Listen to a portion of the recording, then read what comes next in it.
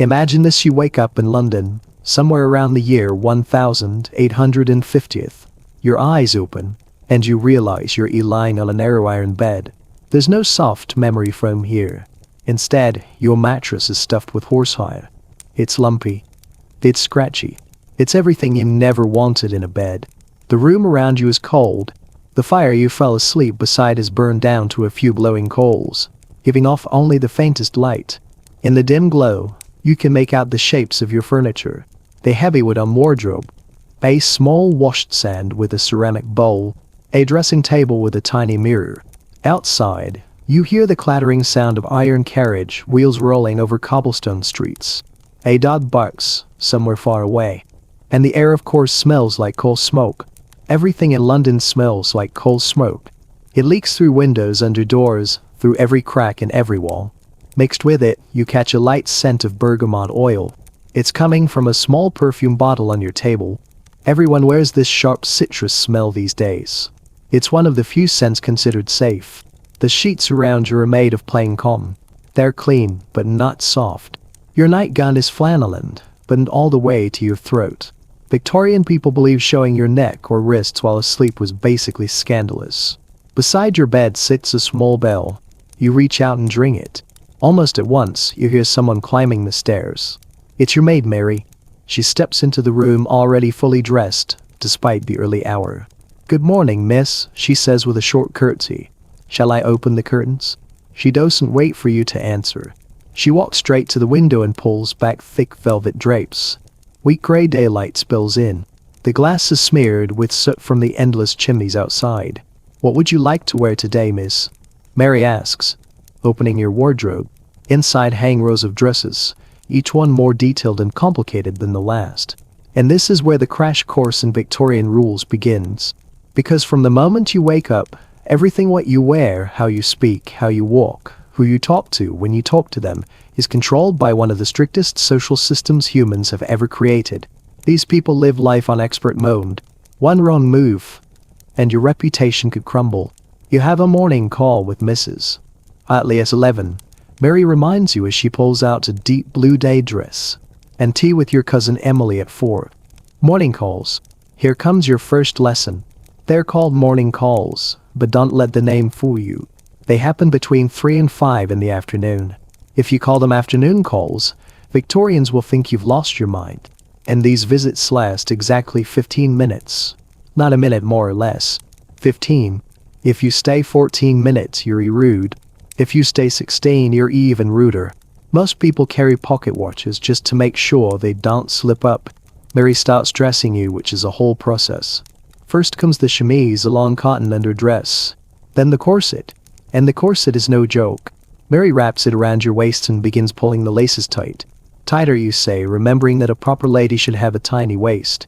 Yes, Miss Mary replies, giving another hard tug. You can barely breathe. Your ribs feel like they're shifting. You can only take half a breath at a time. But this is fashion. Next come the petticoats.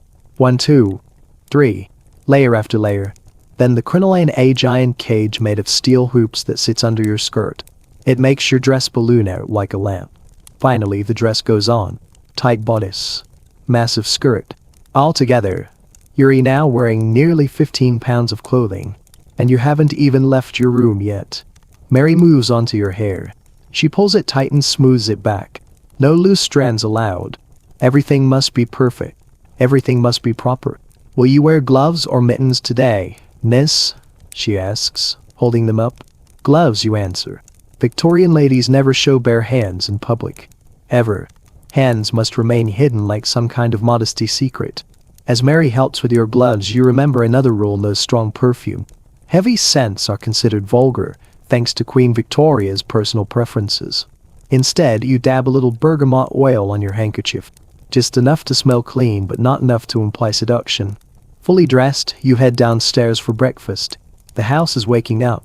Servants move quickly through the hall, sweeping, dusting, preparing food. The cook has been up since 5. In the dining room, your father sits at the head of the table reading a newspaper. Your mother sits at the other end writing letters. Both are dressed formally. Victorian people did not believe in casual mornings. "Good morning," you says, use it. Your father lowers his paper just long enough to nod. No hugs. No kisses. Public affection.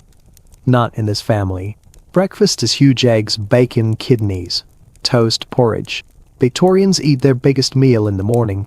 You try to eat, but your corset doesn't allow much room for breathing, let alone food. Remember, Jane, your mother says without looking up. Mrs. Hartley's daughter is recently engaged. Congratulate her, but don't ask questions about the wedding. It's improper. You nod. This is normal. In Victorian society, you acknowledge important events, but never ask for details. Curiosity is rude. After breakfast, you have a few hours before your morning call. You decide to keep busy, working on some needlepoint really feminine pursuit.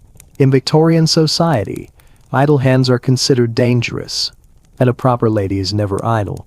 Uses in the drawing room, carefully stitching flowers onto a piece of linen. Your mother joins you, picking up her own needlework. I saw Mrs. Fairchild yesterday, she says casually. Her son's back from university. You can feel your heart speed up at the mention of Thomas Fairchild. H.E.S. been away at Oxford for the past year. You remember dancing with him at a ball last season. He had such kind eyes and he didn't step on your feet, which in Victorian terms is practically a miracle. How nice, you say, trying to keep your voice neutral. How is he? Quite well, your mother continues, not looking up. She mentioned that he asked after you.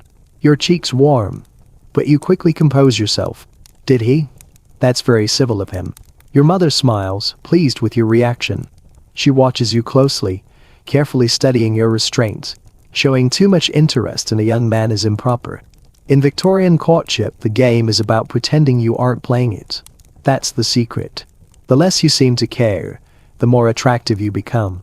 At exactly 11:15, you put on your bonnet, gloves, and cloak. It's time for your morning call with Mrs. Hartley. Your mother accompanies you, as is proper, and the two of you set off for Mrs.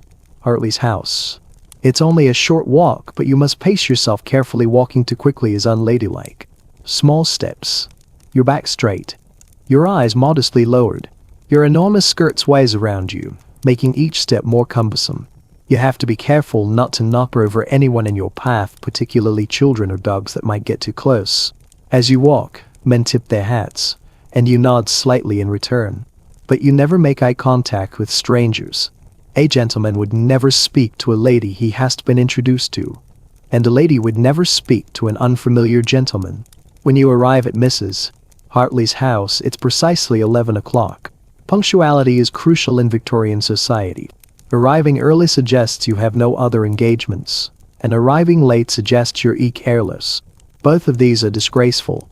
The butler opens the door, and you hand in your calling cards. These are small pieces of paper with your name printed on them. They're essential to the morning call ritual. The butler takes the cards on a silver tray and leads you into the drawing room where Mrs. Hartley and her daughter Charlotte are waiting. As is proper, everyone curtsies.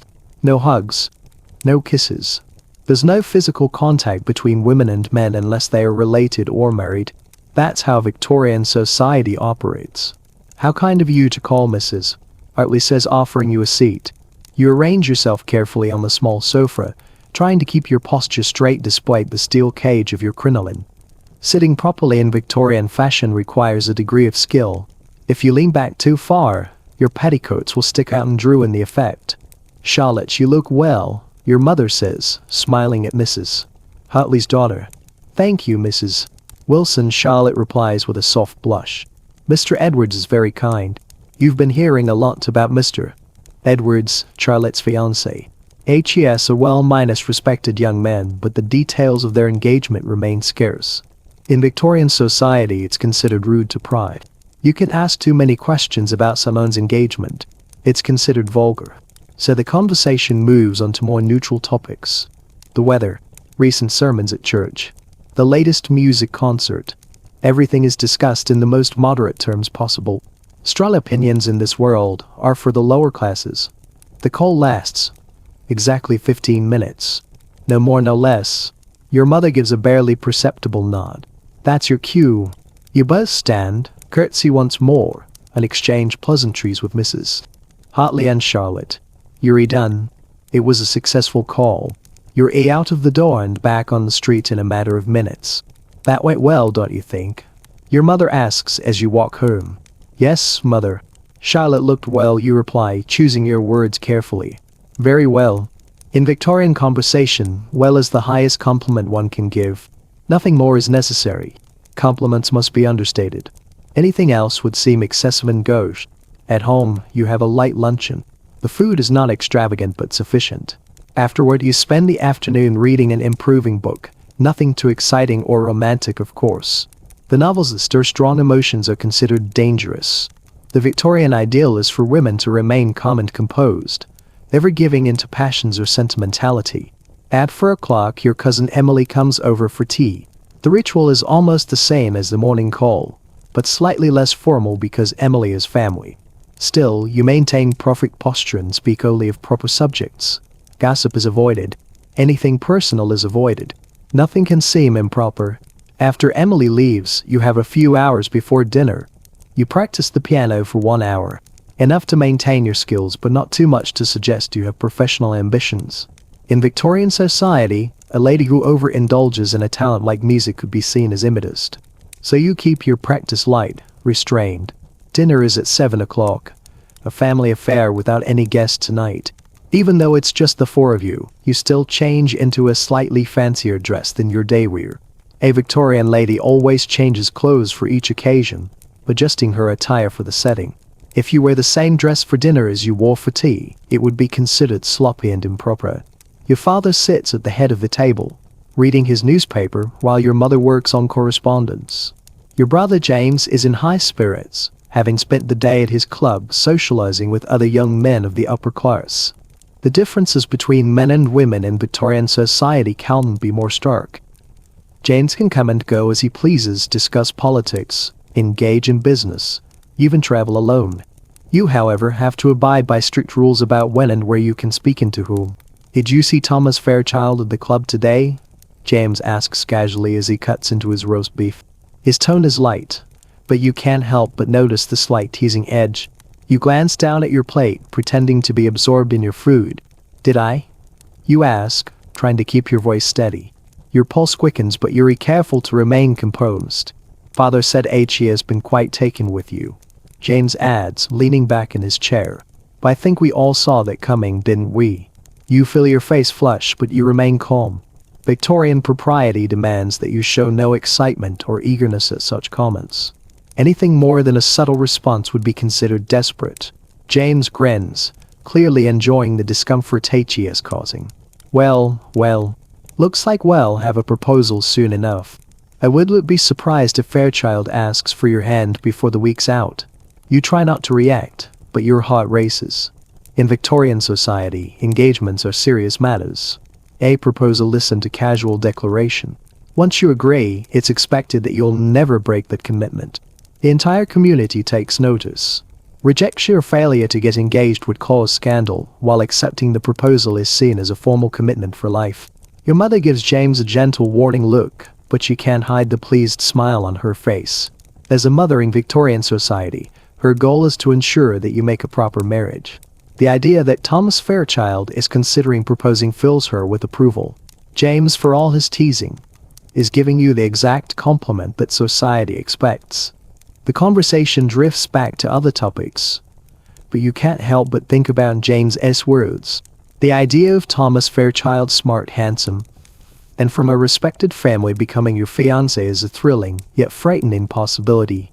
You wonder what kind of life you'll have with him, and whether love can ever blossom within the confines of Victorian society, where emotions are to be controlled, not displayed. After dinner, the family retires to the drawing room. James and your father often retire to the study afterward, where they discuss business matters or perhaps drink brandy. But you, as a proper young lady, cannot partake in such adult activities. Instead, you work on your needlepoint or play the piano for the family. Ladies do not drink alcohol or smoke cigars, and any suggestion otherwise would cause scandal. You settle at the piano, the gentle sounds of your fingers dancing over the keys filling the room. You know that these small performances are expected of you, but you take solace in the music. It's one of the few moments where you can express yourself without restrictions, even though your movements must remain graceful and composed. At 10 o'clock, your day comes to a close. You retire to your room where Mary helps you out of your layers of clothing. One by one, she removes the petticoats, the corset, the crinoline. Finally, you can breathe again. The sense of relief is almost physical. You're left in your nightgown, free from the tightness and weight of Victorian fashion. Will you need anything else, miss? Mary asks as she prepares to leave for the night. No, thank you, Mary, you said, settling into bed. Your mind races with thoughts of Thomas Fairchild and the possible proposal on the horizon. It's hard to believe that your life could change so drastically in such a short time. As you lie there, the sounds of the city drift through your window, the distant clattering of carriages on cobblestone streets, the occasional bark of a dog, and the hum of a London night slowly settling into quiet. There's something comforting in the constant bustle of the city. No matter how constrained you may feel in your own life, the world outside is constantly in motion, pushing forward. And then, as you close your eyes, you think about what tomorrow might bring. You wonder whether Thomas will call on you again soon, and if that call will bring with it the long-awaited proposal. But for now, there's nothing you can do but wait, and in waiting, you realize that perhaps this moment of stillness is the most peaceful thing you've experienced in a long time. The following day dawns, the winter light filtering weakly through your curtains. You can feel a sense of anticipation in the air. The day feels different somehow, charged with an energy that has you restless. You dress with more care than usual, choosing a morning gown in pale blue color that Thomas once mentioned he admired. As Mary arranges your hair, the thought of the day ahead weighs heavily on you. There's a chance that Thomas could propose today. It's a thought that both excites and terrifies you. But as a Victorian lady, you are expected to maintain perfect composure, no matter how you feel inside. The hours until Thomas arrives pass slowly. You go through the motions, sipping tea, reading a book, practicing your needlework. But your thoughts are consumed by him. Will he come today? Will he ask the question you've been waiting for? Or will he, like so many gentlemen, keep his intentions hidden behind a veil of propriety, leaving you to wonder what he truly feels? At exactly 2 o'clock, the doorbell rings. You feel a flutter of excitement in your chest, but you keep your expression neutral as Mary announces his arrival. Mr. Thomas Fairchild, miss, she says as she opens the door. Your heart races, but you remain calm. Show him in, you say, and just like that, the moment you've been anticipating for so long is finally here. Thomas enters looking more handsome than ever in his formal morning clothes. His dark coat fits him perfectly, and his cravat is tied with an elegance that matches his composed demeanor. He carries his top hat in one hand, his gloves in the other. The way he stands, tall and steady, fills you with a sense of both comfort and nervousness. For a moment, the room seems to shrink, and the world outside feels far away. Miss Wilson, Thomas says with a deep bow, his voice steady but warm. I trust you are well today. You stand and curtsy in return, offering him a small smile. Quite well, Mr. Fairchild. Thank you for calling. He removes his gloves and sets them down on the table beside him. I trust in not interrupting anything important, he says, his tone polite. But there's an underlying tension in his words. You sense that this is a pivotal moment for both of you, one that will change everything. No, not at all, you reply, gesturing to the chair across from you. Please do sit. He takes a seat, and for a moment, there is silence. The two of you simply look at each other, the weight of unspoken thoughts hanging between you. You've never been alone with him like this before. The rules of Victorian society demand that even an engaged couple never be alone without a chaperone. But for this brief moment with your mother not far off, you're left to navigate this delicate space alone. I wanted to thank you for your performance at Mrs. Fairchild's dinner, Thomas says after a beat. It was beautiful. You feel a flush rise to your cheeks, but you try to remain composed. Thank you, Mr. Fairchild, you reply modestly. It was an honor to play. Thomas leans forward slightly, his eyes meeting yours. The tension in the room thickens. You feel the weight of his gaze, the quiet intensity of his attention. For a moment, it feels as though time slows down. The question that has been circling between you both finally seems poised to break the surface. Miss Wilson, he begins, his voice lower now, I've come to speak with your father. With your permission, of course. I wish to formally ask for your hand in marriage. The words hang in the air, and for a moment, you can hardly breathe. This is it. This is the moment you've been waiting for. The moment that will change everything. Your heart beats faster, but you don't show it. You know it's expected of you. You must appear calm even though inside you are overwhelmed with emotion. I am honored, mister. Oh child, you say, your voice steady, though your heart races. But I must first speak with my parents. It is proper, of course. Thomas nods, his expression a mix of relief and something more. I understand, Miss Wilson. I shall wait for your father's consent. The words feel like they are carrying you away into a new world. A world where your future is not just a series of expectations and rules, but something more personal, more real. Thomas is asking for your hand in marriage, and this moment, no matter how formal and restrained it may seem, is the beginning of something new. You excuse yourself and go to find your father, your mind racing with possibilities. You tell him that Thomas has asked for your hand, and though he remains composed, you see the faintest spark of approval in his eyes. This is what he has been waiting for, a good match, a secure future for his daughter. He tells you that you will speak to Thomas shortly. After a tense but dignified conversation, your father returns to the drawing room where Thomas is still waiting. He gives you a brief nod, his approval granted. The formalities are over, and now your future has been decided. Thomas has made his intentions clear, and you are to be his wife. As Thomas takes your hand in his, there is a moment of quiet joy between you. He looks at you with an intensity that tells you everything. This is not just a marriage of convenience, as many in your society would have, but one that holds promise for something deeper. You both stand on the precipice of a life together, one that will be shaped not by the rules of society, but by your shared vision of what your marriage can be. The hours after Thomas' proposal pass in a kind of soft haze. Everything feels both familiar and completely new. You've known Thomas for some time, but now, the reality of being promised to him begins to settle over you like a delicate veil. The house feels different. Even the air seems to move more quietly, as though it knows something important has happened. Your mother is overjoyed, though she tries to keep her feelings restrained. Victorian mothers never show too much excitement, even when their daughter's future is secured. This is excellent news, she says calmly, folding her hands neatly in her lap. But you can see the glow in her eyes, the quiet pride in her smile. James, on the other hand, cannot hold back his grin. Well, he teases, I was I? I knew Fairchild would come around. You want to smile, but you maintain the modest expression expected of you. It's very kind of him, you say simply, though inside, your heart is fluttering like a bird trapped beneath your ribs. There is still one task left before anything becomes official, the announcement. Victorian engagements are not private matters. They must be shared with extended family, close friends, and society at large. In the next few days, letters will be written, invitations prepared, and congratulations exchanged. Your days will soon be filled with constant attention, some welcome, some overwhelming. That evening, your parents host a small, informal dinner to celebrate the upcoming engagement.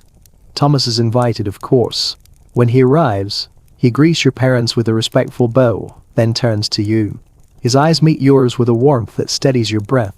He offers his arm, and you take it, walking together into the dining room. Dinner is a formal but intimate affair. The candles cast a soft golden glow across the table, reflecting off the silver cutlery. The air is filled with the rich aroma of roasted duck, buttered carrots, and warm bread. You sit beside Thomas, your hands carefully folded in your lap, your posture perfect. Your father sits at the head of the table, watching with quiet approval. Throughout the meal, Thomas remains attentive. He doesn't dominate the conversation, nor does he stay silent. He finds the perfect balance, courteous, thoughtful, and fully aware of the social expectations surrounding him. He asks about your hobbies, your readings, your thoughts on recent concerts. Each time you speak, his eyes brighten just a little. It's subtle, but you notice. Your mother watches the two of you closely, pleased by every small sign of compatibility. In Victorian society, a marriage is not simply a union of two people. It's a joining of families, of status, of future legacies. Your mother wants to be certain that this match strengthens your family name, and Thomas' behavior tonight does nothing but reassure her. After dinner, the group retires to the drawing room. As the adults discuss business and society news, you and Thomas stand near the window, just close enough to speak quietly without attracting attention. I hope today was too overwhelming, he says gently. Not overwhelming, you reply with a soft smile. Just new. Thomas nods, his expression thoughtful. I want you to know that I didn't come to this decision lightly. I admired you for a long time and am honored that you and your family will have me." His words send a warmth through your chest. Victorian proposals rarely involve declarations of love, those come later if at all. But Thomas' sincerity feels like something deeper, something promising. When the evening ends and Thomas takes his leave, he bows over your hand, lingering just a moment longer than polite society requires. It's barely noticeable, but you feel like a quiet message, a promise of what's to come. The next morning, the household is buzzing with activity. Your mother is already drafting letters to relatives. Your father is making arrangements for announcements in the local paper. Mary can hardly hide her excitement as she helps you dress. The engagement period in Victorian society is one of the busiest and most delicate times in a young woman's life. For the next several weeks, everything will revolve around preparation. You'll have fittings for new dresses, visits to relatives, and countless social calls. You'll learn more about the Fairchild family, their history, and their estate. Every detail matters because soon, you will be the lady of their household. Your trousseau must also be assembled, a collection of clothing, linens, personal items, and accessories that you'll bring into the marriage. This is no small task. Dozens of new garments must be sewn, embroidered, and prepared. Your mother oversees the process with strict precision, ensuring everything meets the highest standards. Thomas visits often during this time. Each visit is short, polite, and carefully chaperoned. The two of you never sit too close, never speak too softly, never behave in a way that could fuel gossip. Victorian courtship is a dance of restraint, a slow and controlled movement toward a future neither of you can fully predict. Despite the restrictions, you find yourself growing more comfortable with him. His presence calms you, his voice steadies you, and though neither of you says so directly, something deeper begins to bloom in the quiet moments between words. One afternoon during a visit to the garden behind your home, Thomas pauses beside a rosebush. The afternoon sun lights the edges of his hair. "I want our marriage to be a partnership," he says softly, "not just a formality, not just duty or expectation. I want it to be ours." Your breath catches at his words. In Victorian society, marriage often means roles assigned, expectations set, emotions contained. But Thomas is offering something more, something rare. "I want that too," you reply, your voice quiet but certain. He smiles, and for a single moment, the strict rules of society seem to fade away. As the weeks go by, the atmosphere in the house shifts. The constant preparation for the wedding feels both exhilarating and overwhelming. There's so much to do: the trousseau, the wedding invitations, the final arrangements for the ceremony. Every detail must be perfect, as if every action and every decision holds the weight of the future. You have a fitting for your wedding dress one afternoon. The dressmaker, a woman named Mrs. Bailey, is an expert at her craft. She arrives with bolts of fabric, lace, and ribbons, all neatly packed in her case. The gown itself is a masterpiece of delicate silk, white as snow, with intricate lace detailing around the collar and sleeves. The bodice is tight, the skirt voluminous, as is the fashion. You stand still as she adjusts the fit, making small alterations, ensuring every inch of the dress aligns with the expectations of Victorian taste. Your mother stands by, watching closely, occasionally offering advice or a word of approval. "It's coming along beautifully," she says, her voice tinged with a quiet excitement that only mothers can express at moments like these. For her, this is not just about a wedding, it's about seeing her daughter's future take shape. As you gaze into the mirror, you feel a mixture of emotions. The gown is stunning, but the weight of what it represents hangs heavy on your shoulders. Marriage in Victorian times is not just a personal choice, it's a public event, a union of families, and a merger of social statuses. The dress, the ring, the ceremony, these are all symbols of something far greater than the two people involved. But there is also a part of you that feels a deep sense of connection to Thomas. The more time you spend with him, the more you realize that despite the social expectations, you are both forging a bond that goes beyond the rules. You are building something real, something that neither society nor your families can fully define. One morning, your father hands you a letter. It's an invitation from the Fairchild family to a formal dinner party at their estate. The event is to be held a week before the wedding, a final opportunity for the two families to come together before the big day. The invitation is addressed to you and your parents, a reminder of the importance of appearances in this world. You can feel your mother's excitement as she reads the invitation aloud, and the slight tension in your father's posture as he considers the upcoming gathering. This will be a significant event, he says, his voice measured. We must ensure everything is in order. You can sense that he is both proud and anxious about the upcoming wedding. There's a weight on him too, as he navigates the world of social expectations and formalities. The dinner will be a test of sorts, not just for the two families, but for you and Thomas as well. It will be the last official gathering before you're bound together in marriage, a final moment to solidify your place in society. The days leading up to the dinner pass quickly. You receive more letters and messages from friends and relatives congratulating you, as well as a few polite inquiries about your wedding plans. Your mother oversees every detail of the dinner preparations, ensuring that every dress is perfect and every piece of silverware is polished to a shine.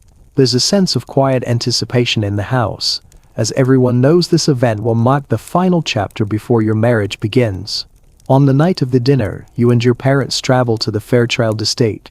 The house is grander than you remembered, tall, stately, and perfectly situated on one of London's most fashionable streets. As the carriage pulls up, you can see the gas lamps flickering in the windows, casting long shadows across the garden. The estate looks even more impressive in the soft light of evening, the perfect setting for a marriage between two prominent families. When you step out of the carriage, Thomas is there to greet you, his eyes lighting up at the sight of you.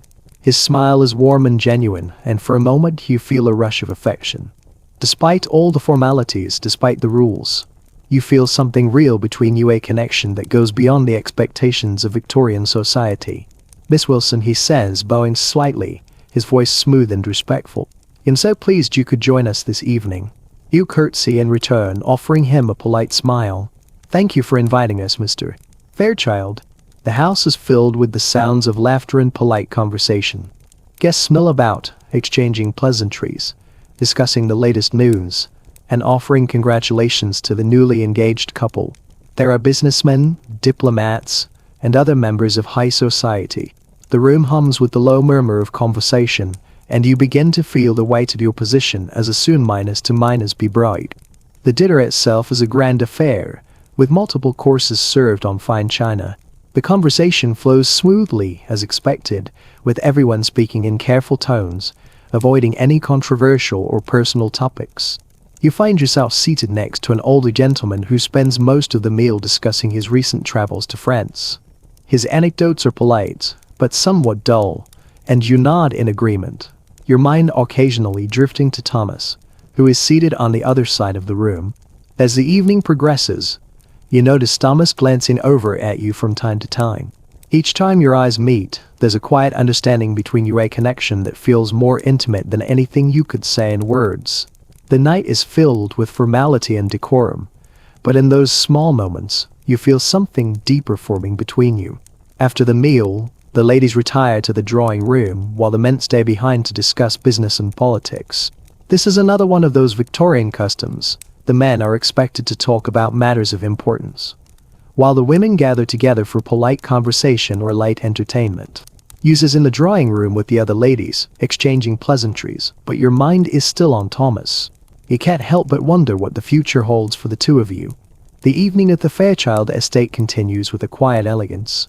After the gentlemen finish their port and cigars, they join the ladies in the drawing room. The soft glow of the gas lamps gives the space a warm and gentle atmosphere. A pianist begins to play a slow tune in the background, adding a peaceful rhythm to the room.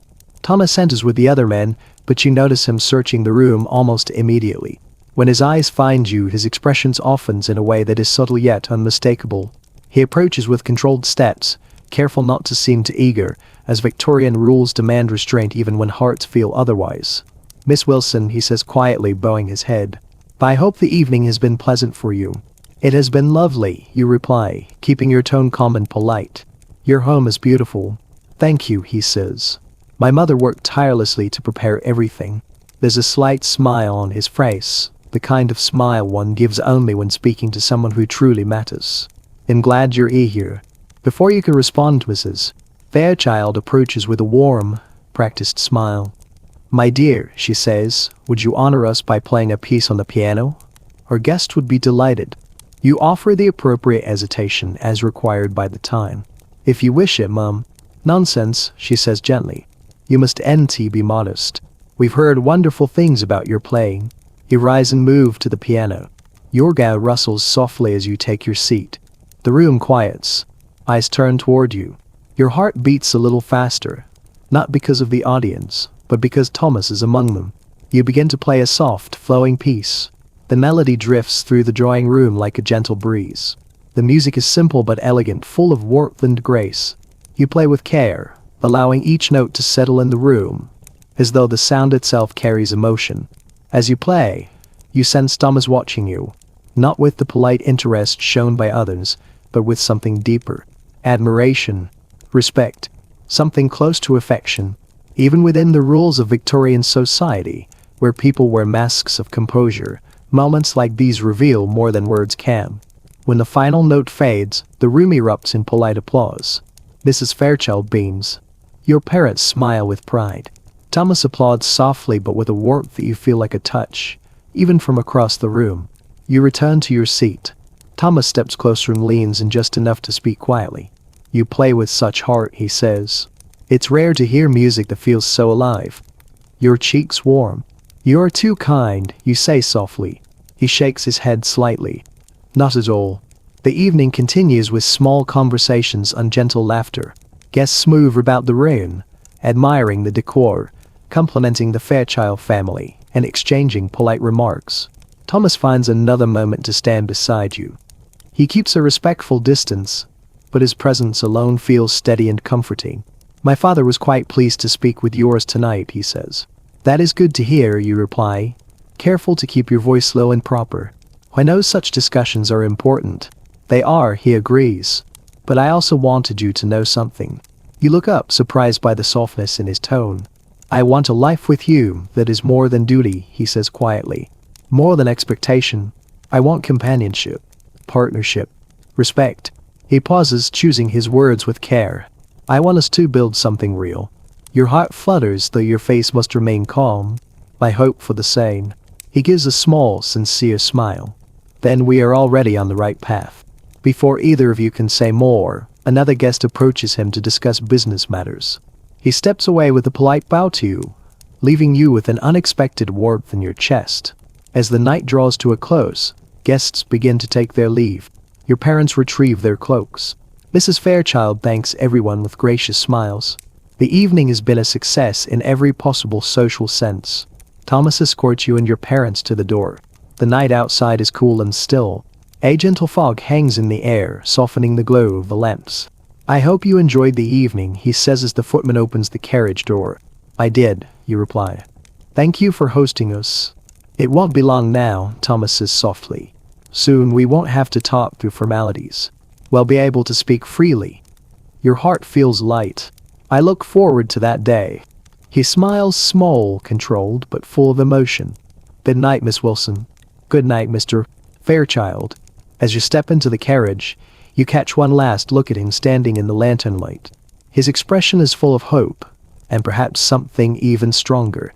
With each moment you share, the distance between you social, emotional, and expected grows smaller. The carriage pulls away, the wheels rolling softly over the cobblestone street.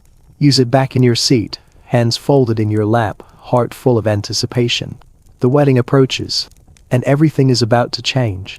The week leading up to the wedding feels both incredibly long and impossibly short. Every day is filled with preparations, tasks, decisions, and endless small details that must be handled with care. Victorian weddings are not simple affairs. They require precision, patience, and a small army of people working behind the scenes. Your mother becomes the center of activity in the house. She reviews guest lists, tastes cake samples, and writes letters to distant relatives. She checks the linens, oversees the floral arrangements, and instructs the cook on the exact menu for the wedding breakfast. It seems as though every moment of her day revolves around making sure your wedding is worthy of society's expectations. Meanwhile, you're given the equally important task of remaining composed and presentable. Victorian brides are expected to carry themselves with calm grace, even when the entire household buzzes around them like a stirred hive. One morning, Mary arrives in your room carrying a small velvet box. This came for you, miss, she says with a curious smile. Delivered by one of the Fairchild servants.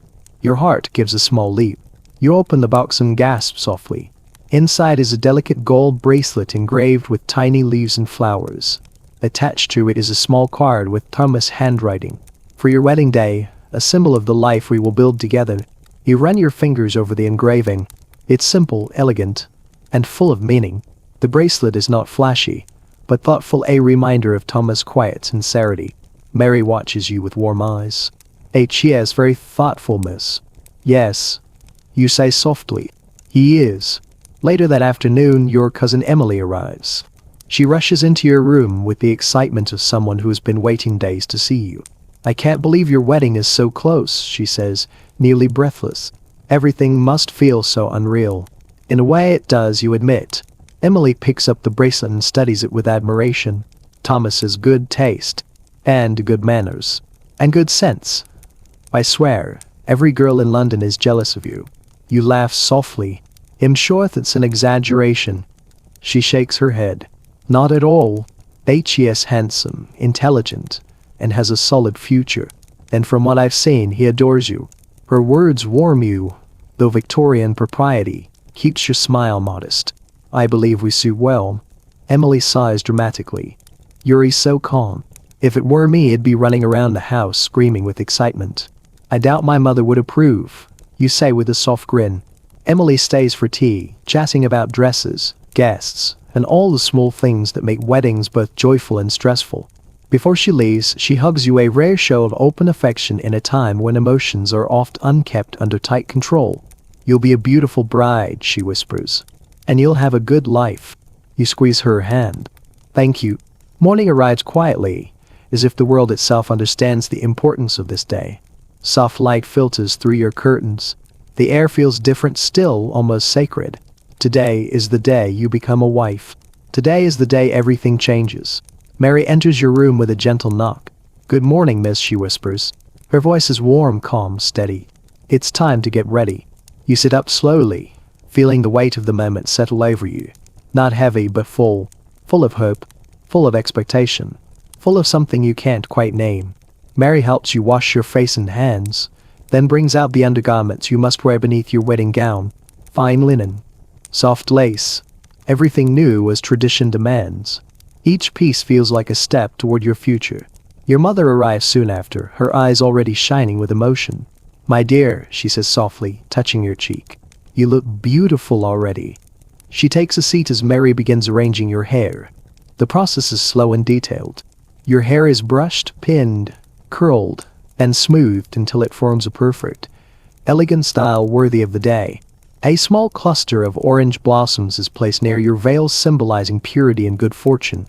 Finally, your wedding gown is lifted from its protective box. The silk rustles like a whisper. The lace gleams softly in the morning light. You step into the dress with care as Mary and your mother fasten the tiny buttons along the back.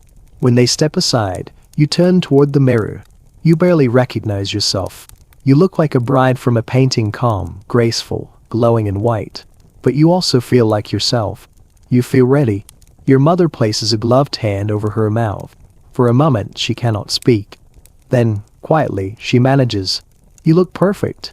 The carriage rides the street. George's feels dreamlike. The streets of London pass in soft blurs of grey stone and gentle fog. People stop to watch as the carriage rolls by. Some smile. Some nod. A few lift their hats in quiet respect. Beside you, your mother holds your hand. She doesn't speak, not because she has nothing to say, but because some moments ought to fall for words. Your father waits at the church entrance, dressed in his finest morning suit. When he sees you step down from the carriage, his eyes widen with a mix of pride and surprise.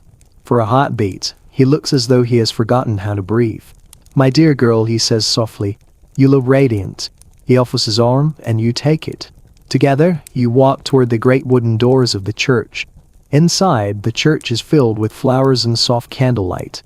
Guests rise as you enter. The sound of rustling fabric echoes through the aisle. Every face turns toward you. Every pair of eyes watches as you walk, step by careful step, toward the altar. And there, waiting for you, is Thomas. He stands tall, dressed in immaculate formal wear. His hands are steady, his expression calm. But his eyes tell the truth of what he feels. They shine with awe, with joy, with something deeper. When he sees you, he inhales sharply, as if he has been struck by a sudden powerful emotion. For a moment, everything else fades. The guests, the music, the flowers, even the priest. It all disappears, leaving only the two of you in a world lit by your shared future. Your father gives your hand to Thomas.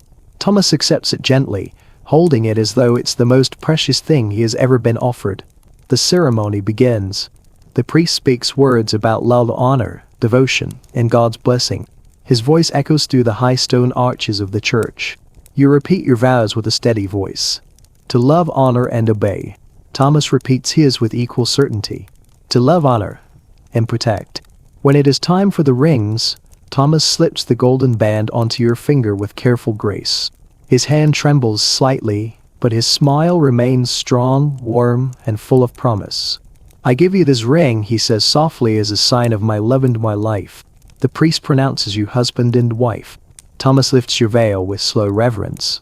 Then he leans forward and presses a light kiss to your cheek, the first allowed touch between you as a married couple. A soft murmur of joy ripples through the church. It is done. You are now Mrs. Thomas Fairchild. The celebration that follows is bright and lively. The Fairchild estate is decorated with garlands and candles. Tables are set with fine china and delicate silver. Guests offer congratulations as you and Thomas walk through the rooms together, hand in hand.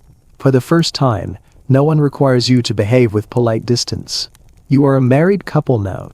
You may stand close. You may share smiles. You may speak freely. And Thomas does. He leans toward you often, whispering small, sweet comments that make your heart flutter. You look beautiful, he murmurs when others can't hear. I can't believe you're really mine, he says as he pours you a glass of champagne. Today is the happiest day of my life, he admits while the guests applaud the cutting of the cake. He never stops smiling. Not once. Neither do you. The wedding breakfast feels like a dream, a moment suspended in time. The sounds of laughter and soft conversation fill the air. The champagne sparkles in your glass, the delicate clink of crystal adding a gentle rhythm to the atmosphere. You glance around at the guests, but your eyes always find their way back to Thomas. There's something reassuring in his presence, as if you're already building the life you've always imagined, step by step, hand in hand. After the meal, the time comes for the traditional wedding toast. Your father stands, glass raised, his voice strong and steady, as he offers a few words in honor of the new couple. To my daughter and to Thomas, he begins, his gaze moving between you and your new husband. May your marriage be filled with love, understanding, and happiness. There is a slight pause as the guests raise their glasses, offering polite smiles and murmured well-meant wishes. Your heart swells with pride, but also a quiet joy that you never fully expected to feel, perhaps because, in all of this, there's so much more than just a social contract. There's companionship. There's warmth. There's something real. The evening progresses with dancing and more toasts, but you and Thomas remain by each other's side. It's hard to tear yourself away from him and the quiet joy of this day, but as the night winds down, you can feel a sense of peace settle over you. The worries that have plagued you for months, the doubts, the questions fade away, leaving behind only a sense of completion. The carriage ride to the Fairchild estate is soft and quiet. The lanterns lining the streets cast long shadows, illuminating the way as you and Thomas sit together. The world outside feels distant now, as though it belongs to another time, another place. In this moment, it's just the two of you. The clattering of the carriage wheels is the only sound, steady and rhythmic. Thomas reaches over and takes your hand in his. The warmth of his touch, the way his fingers entwine with yours, is a silent promise. It's a promise of a future together, one where you will both learn and grow, support each other through the trials of life, and share in its quiet joys. I've been waiting for this moment, Thomas says quietly, his voice slow, filled with a sincerity that reaches deep into you. I've waited for you. You glance at him, your heart beating faster. And I've waited for you, you reply softly. It's the truth. Even in the most restrained corners of Victorian society, you find your way to this moment, to this man with nothing but hope and trust between you. The carriage stops, and Thomas helps you out. The Fairchild estate looms ahead, the large house quiet and dignified under the night sky. As you walk into the house, it feels like entering another world, one that you will soon call home. Inside the estate, you lead up the grand staircase to your new rooms. The hallway is lined with paintings of past generations, their eyes following you as you walk. The house is filled with history, with a sense of importance. But it's not intimidating. It's yours now. You are its mistress, and in time you will grow into this role. Thomas opens the door to your shared suite, revealing a large, beautiful room with soft golden light pouring in through the windows. The bed is large and inviting, the furniture elegant but not overdone. Everything is just as it should be, perfect yet comfortable. A home, not just an estate. You take a deep breath, your heart racing with anticipation. This is where we'll begin, Thomas says, his voice gentle. You smile, turning toward him. This is where we'll begin, you echo. The weight of the wedding gown comes off, and with it, the last layer of the day's formalities. You are no longer the bride. You're his wife, and in this moment that feels like the most important thing. Thomas takes your hand again, pulling you gently toward him. The air between you is charged, full of unspoken promises. You both followed the rules. You've both done what society expected of you. But now, in the quiet of your new home, you're free to be just the two of you. I'm glad this day is over, you whisper, but I'm excited for what comes next. Thomas smiles, his eyes filled with warmth and affection. So am I. So am I. As the night stretches on, you settle into your new life together. The world outside is still, the soft sounds of the night drifting through the window. But inside there's a new rhythm, a new energy, a shared promise of a life you'll build together. The first night of your marriage is quiet, intimate, and full of the kind of tenderness that only comes after months of waiting. You fall asleep in each other's arms, your heart at peace for the first time in what feels like forever. The future lies ahead of you, still unwritten, still full of possibilities. There will be challenges, of course. There will be moments of doubt and frustration. But in this moment, you know you have something rare, something precious. You have a partner, a husband, someone who stands beside you, not because it's expected, but because he chooses to. The journey has only just begun, but with Thomas by your side, you know it will be a journey worth taking. The days that follow your wedding are fueled with the quiet joy of settling into a new routine. The early days of marriage in Victorian times are not marked by grand gestures, but by small, intimate moments that lay the foundation for the life you'll share. There's a rhythm to your new life with Thomas, a gentle flow that carries you through each day with a sense of purpose. Each morning you wake early and Thomas is already up, dressed in his formal attire. He greets you with a smile, a kiss on the cheek, and a kind word. His presence feels like a steadying force, one that brings peace to once minus uncertain world. The day stretches before you full of possibility, as you begin to learn the delicate balance of marriage. Your first few weeks are filled with simple pleasures. You take walks through the garden, enjoy meals together in the dining room, and share small conversations about books, music, and the events of the day. The formalities of Victorian life still surround you, tea with guests, social calls, and evening engagements, but there's an underlying shift. The two of you no longer stand apart, bound by expectation. You are together, partners in a new life, facing the future hand in hand. Life at the Fairchild estate is beautiful but, at times, overwhelming. As the lady of the house, you are expected to oversee the servants, manage the household's finances, and maintain the social connections necessary for a family of your status. Every day brings new responsibilities, but Thomas is always there to guide you, to support you in the things that matter most. It takes the time to explain the intricacies of estate management, and his advice, though gentle, is filled with the wisdom of a man who has spent years preparing for this role. "You're doing well," Thomas tells you one evening as you sit together by the fire. His hand rests on yours, his eyes warm with admiration. This is a big responsibility, but you're managing it with grace. You smile, grateful for his kind words. "I'm learning," you reply. "There's so much to take in, but I enjoy it. I enjoy this life we're building." Thomas nods, his expression thoughtful. "We are building it together," he says. And you know that these words, so simple, yet so true, are what truly matter. This is not just your life or his life. This is your life, one that you'll shape together. In these quiet moments, when the weight of the world feels far away, you feel your bond with Thomas deepening. The two of you are more than just partners in the eyes of society. You are companions, confidants, and friends. You begin to share more than just the day's events. You share your thoughts, your dreams, your fears. You laugh together, and sometimes you simply sit in silence, comfortable in each other's presence. One afternoon, as you walk through the garden, you pause by the rose bushes. your fingers brushing the pedals. The air is cool, but there's a warmth in your chest as you feel Thomas close beside you. You know, he begins, his voice soft. I never expected this kind of peace.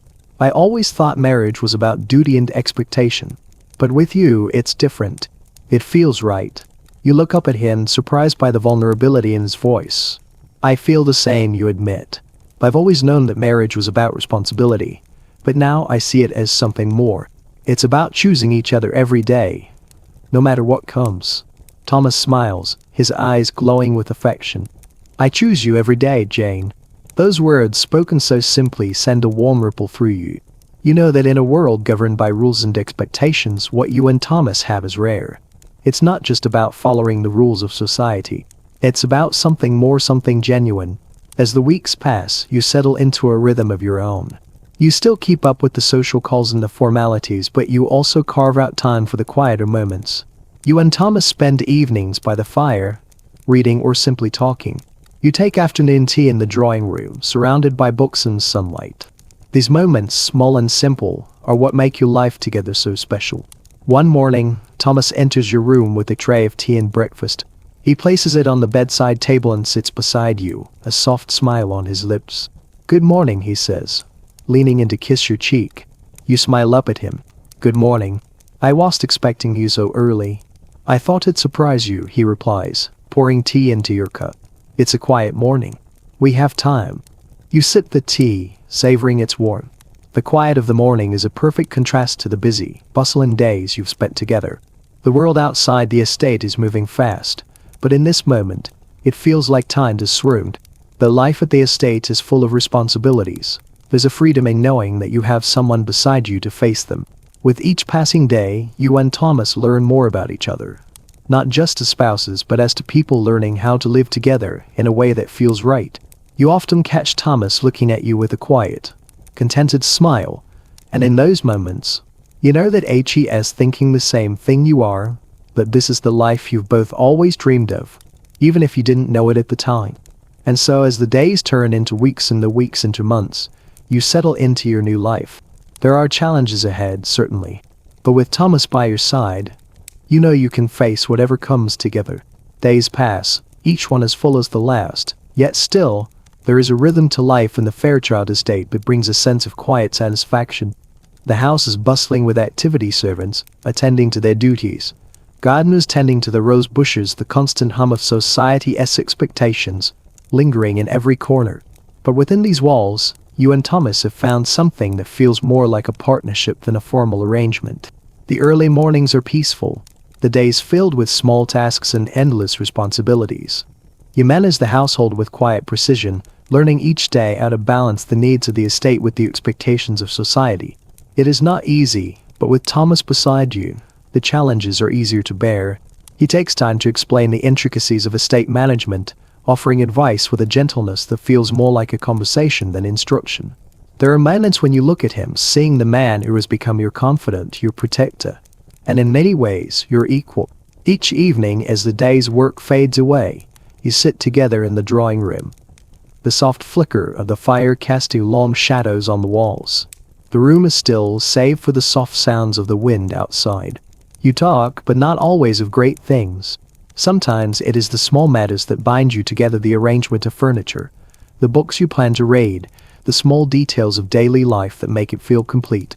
In the stillness of the evening, when the world outside seems far away, you understand that this is your life now. You have found a quiet contentment, a steadiness in each other that no amount of external noise can disrupt.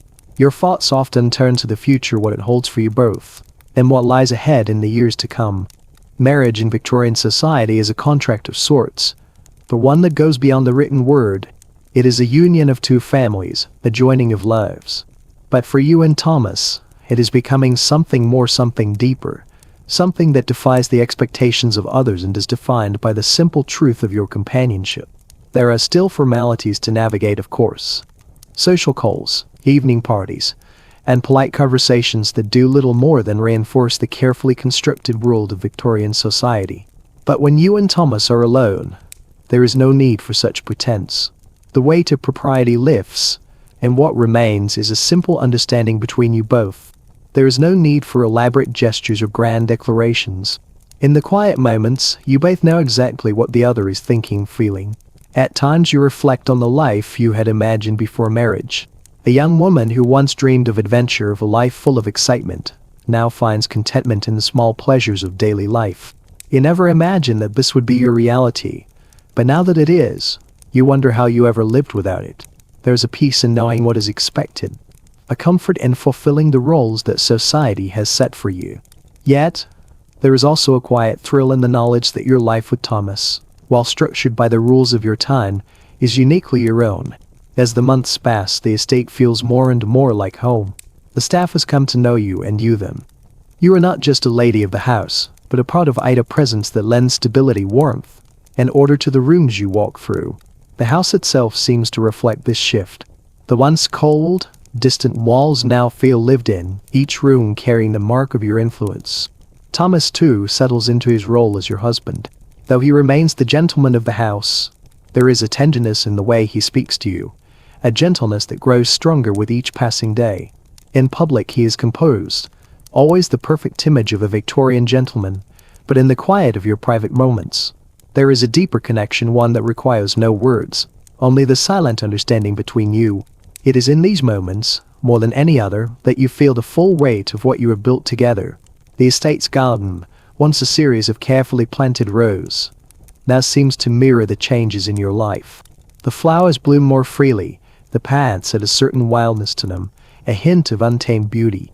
It is as though you too have grown within the walls of the estate. Your role as a wife, as a partner, has shaped you in ways you never expected. At times, you find yourself dreaming of the future of the family you and Thomas will one day raise, of the legacy you will leave behind.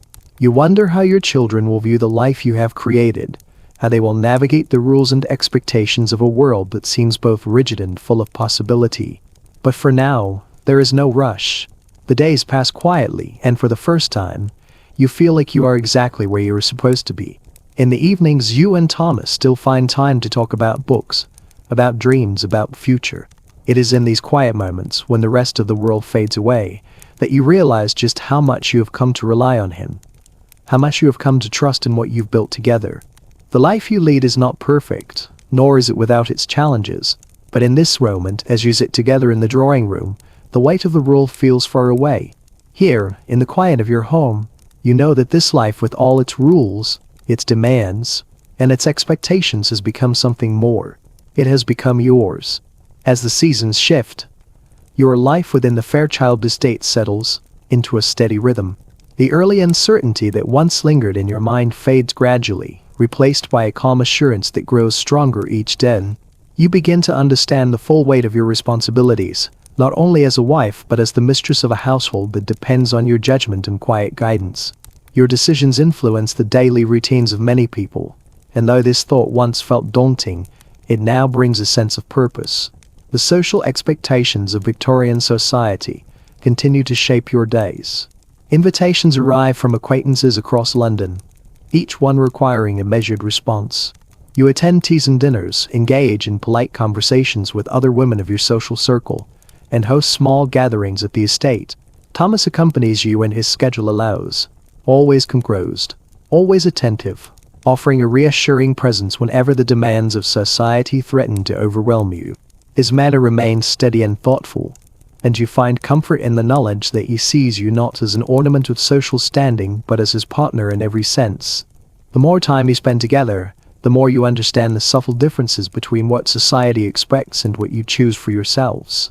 Though the world around you adheres to rigid customs guided by rules that dictate how a couple should act, speak, and even think, you and Thomas have begun to construct something more flexible, something shaped not by obligation but by mutual respect. It reveals itself in the ease of your conversations, in the subtle gestures exchanged across the room, in the way he looks at you when he believes no one else is watching. These moments become the quiet foundations on which your marriage rests. One afternoon, after overseeing household matters, you walk alone through the gardens. The air is cool, carrying the soft scent of earth and new blossoms. The roses have opened fully, their petals unfolding in delicate layers. You pause beside a familiar bush, one that has grown thicker and richer since your arrival. The garden, like the estate itself, feels transformed, less a curated display and more a living space, shaped by your presence. Thomas joins you shortly afterward, his footsteps soft on the gravel path. He stands beside you in silence for a moment before speaking, his voice steady yet gentle. He remarks on the progress of the garden and how your influence seems to have brought a certain warmth to the estate. His words are simple, but they hold a deeper weight. The estate is not just a house you have married into, it has become a home, shaped quietly and gradually by your decisions, your tastes, your quiet strength. You continue walking together, neither of you speaking much. The silence is comfortable, not strained.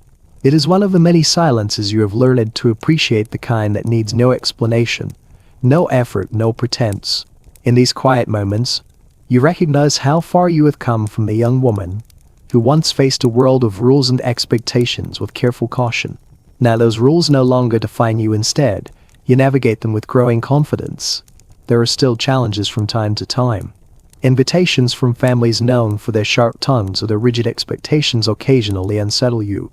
Unannounced visits from distant relatives bring sudden disruptions to your routine. On such days, it is easy to feel the weight of society pressing upon your shoulders. But whenever doubt threatens to return, Thomas is there, sometimes with a steady hand, sometimes with a brief but meaningful word. He reminds you that you are not alone, that the world outside may be demanding, but within this home, the two of you stand together. As weeks turn into months, you and Thomas begin discussing the estate's future, considering improvements and plans that will shape the years ahead. He values your perspective, encouraging you to share your thoughts openly. You review ledgers together, walk through the estate grounds discussing possibilities, and speak long into the evenings about changes that could strengthen the household. Your involvement is not symbolic, it is integral. It becomes clear that Thomas views your marriage as a true partnership, one built on trust rather than mere tradition. His conversations deepen your understanding of each other.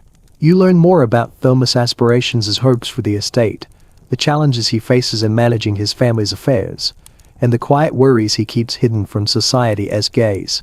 In turn, he listens to your concerns, acknowledges your uncertainties, and assures you that your voice carries the same weight as his.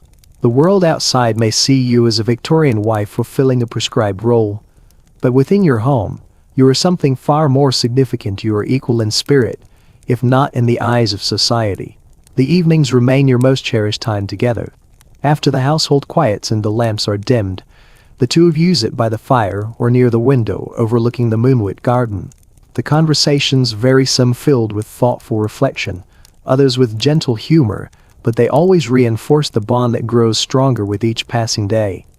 You find solace in these moments, knowing that amid the formalities and constraints of your era, you have found something genuine, something that belongs to the two of you alone. You reflect often on the path that brought you here, the rigid etiquette lessons, the carefully controlled social roles, the quiet expectations placed upon you since childhood. Yet now, looking at your life through the soft glow at evening, you see not the restrictions but the possibilities. The world may have rules, but within those boundaries, you have cultivated a life that feels uniquely your own. And as you rise each morning to face the new responsibilities and expectations of the day, you do so with a sense of purpose, with the knowledge that the life you are building is not shaped by duty alone, but by choice, understanding, and a steady affection that deepens with every shared moment.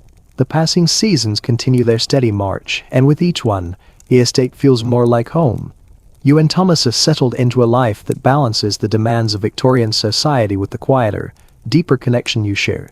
The days are often full: meetings with tenants, management of household accounts, social engagements, but there is always time in the evening, a moment when the two of you can retreat to each other's company, a refuge from the outside world.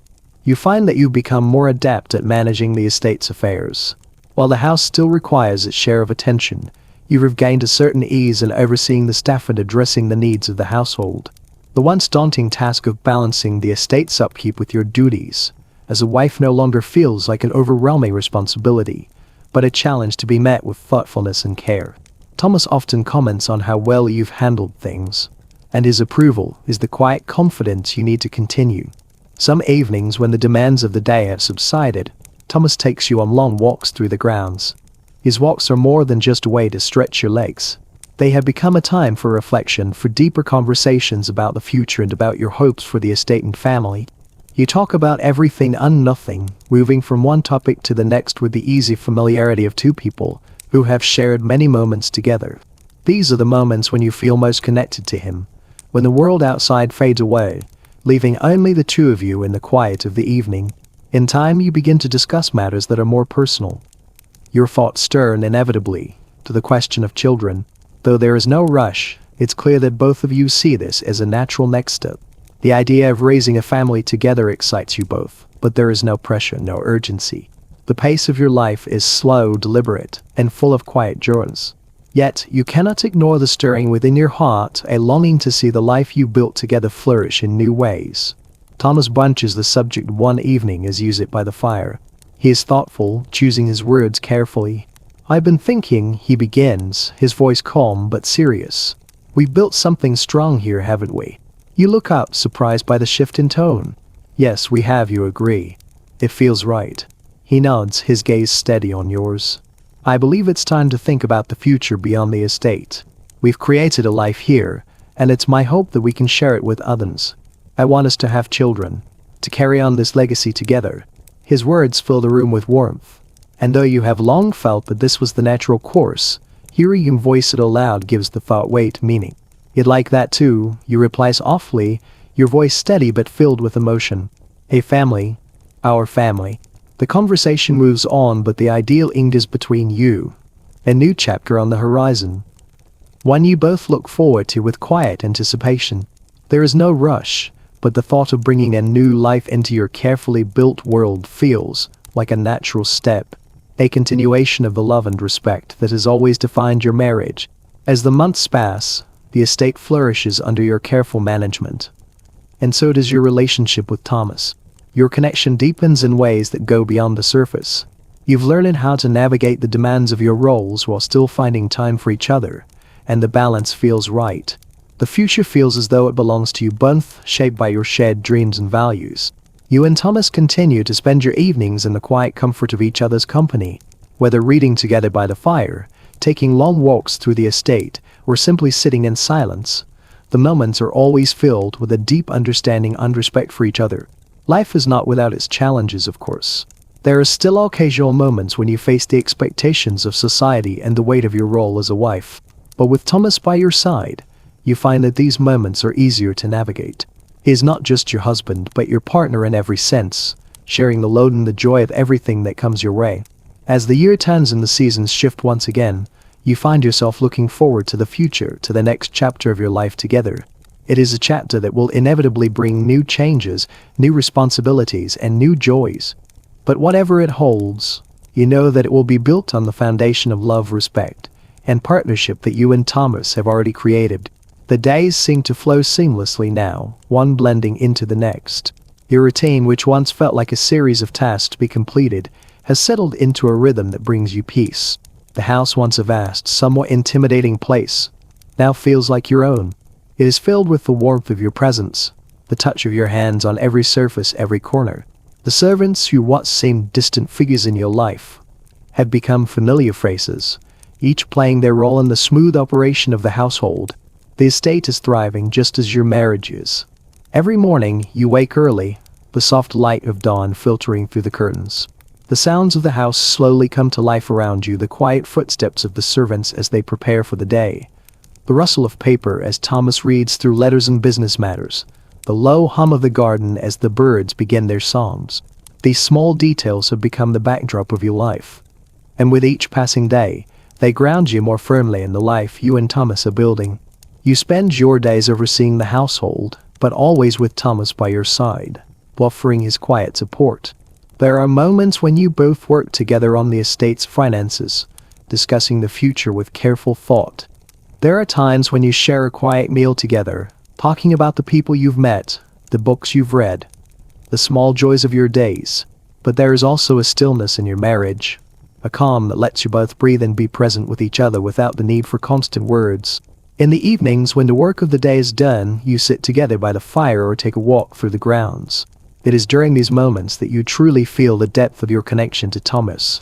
The world may be changing around you, but within the walls of your home, it feels as though time itself slows down, allowing you both to savor the simple pleasure of each other's company.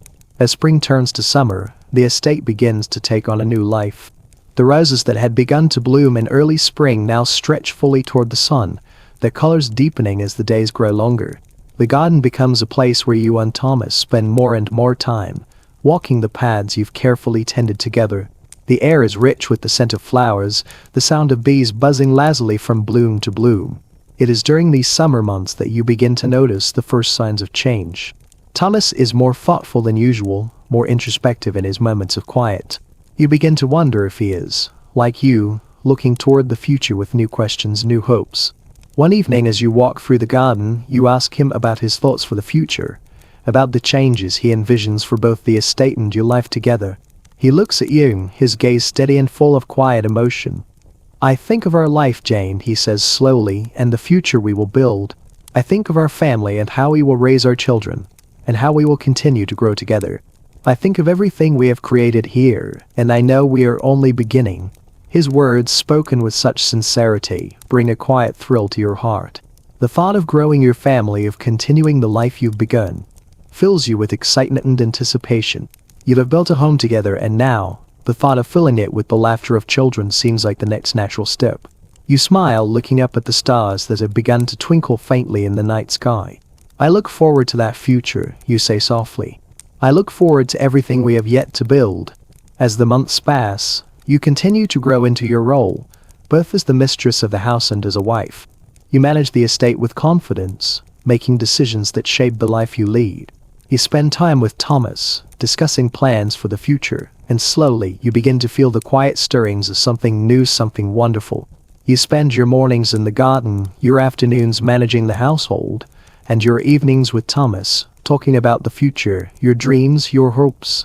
You've begun to realize that, despite the weight of Victorian society's expectations, you have the freedom to choose your own path. And with Thomas by your side, you know that the future is not something to be feared. It is something to be built together.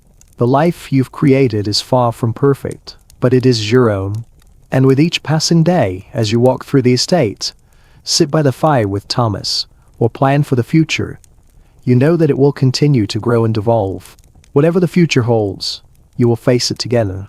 Imagine for a moment that you are a royal emblem in ancient Egypt, a man trusted with secrets no one else is allowed to witness, a man whose hands shape the threshold between this world and the next. But today, something is different. You are summoned to a private chamber beneath the palace. Torches burn low. The air is cold despite the desert heat outside. And on a marble slab rests the body of the pharaoh's wife, still perfect and strangely untouched. Yet the order you receive shakes you more than her death. You are commanded to prepare her in a way that contradicts every sacred principle you had ever learned. Not to honor her spirit, not to follow the rituals that guarantee safe passage into the afterlife, but to transform her, reshape her body into a symbol the court demands. A symbol that has nothing to do with faith and everything to do with power. It is then you realize something horrifying. What you believed were sacred customs were tools. Tools used by rulers to control their people, reshape their world, and rewrite reality itself. And this is where the real story of ancient Egypt begins. Not with golden treasures, not with towering pyramids, not with the serene gods displayed in museums, but with hidden rituals and political performances so extreme, so deeply woven into Egypt's cosmic worldview, that modern institutions spent over a century trying to erase them from public knowledge. We like to imagine ancient Egypt as a world of order and elegance, a world of scribes and pharaohs, gleaming temples, divine harmony. But beneath its surface ran something much darker. Between 3100 BCE and 30 BCE, the Egyptians developed ceremonial practices that blurred the line between religion, governance, and the human body itself. To them, a person was not merely flesh and spirit, they were an instrument through which cosmic energy flowed. Control the instrument, and you controlled the cosmos. This belief shaped every aspect of society. It justified rituals outsiders would find unrecognizable. It shaped how rulers expressed authority. It influenced how the body was modified, preserved, or symbolically reconstructed. To understand Egypt, you cannot separate the spiritual from the physical. Not in life, not in death, not even in memory. And that is exactly why so much of the truth was hidden. When 19th-century archaeologists centered tombs untouched for thousands of years, They found scenes that contradicted every polite, sanitized version of Egyptian culture they had been taught. They uncovered ritual chambers carved with symbolism that did not match the official narratives. They found papia describing ceremonies that blurred boundaries modern society insists must stay firmly apart. They found remains altered in ways that made no sense through a modern moral lens. The findings were so disruptive that many scholars simply refused to report what they discovered.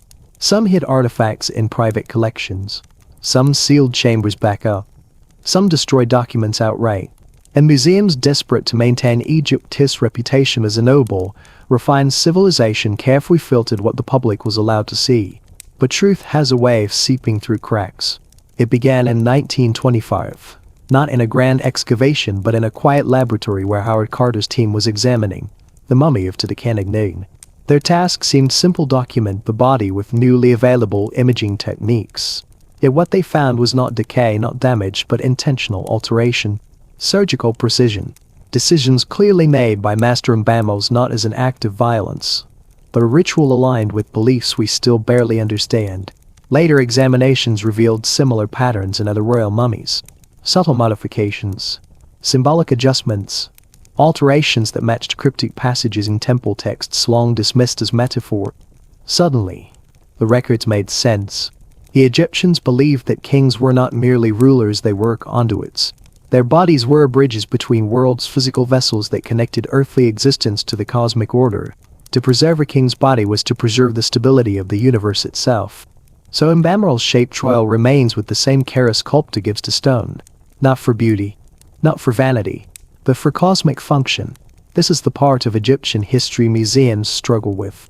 Because once you acknowledge that the human body was used as a ritual instrument, you must also acknowledge the immense political power embedded within such rituals. Power that shaped law, religion, and even the structure of the palace itself. And once Victorian scholars realized this, they panicked. They feared the implications. Feared the public reaction. Feared that revealing the truth would tarnish Egypt's image as the cradle of civilization. So they concealed the evidence. Not maliciously, not conspiratorially, but out of moral discomfort so profound that entire categories of artifacts were quietly labeled restricted and locked away. What they hid was not depravity. What they hid was complexity. A civilization grappling with cosmic responsibility, ritual precision, and a worldview so different from modern thought that we still struggle to interpret it without casting judgment. And yet there is much more. Egypt's most extreme ceremonies did not occur in hidden tombs or palace basements. They happened in the open, in festivals so chaotic, so overwhelming, that ancient writers described them as the moment when society willingly dissolved itself to renew the cosmic order. But that part of the story is only beginning. The deeper you go into Egypt's ceremonial world, the clearer it becomes that the civilization lived into realities at once. There was the Egypt we learn about in classrooms, the one in elegant papier scrolls, orderly hieroglyphs, serene statues, and calm-faced gods.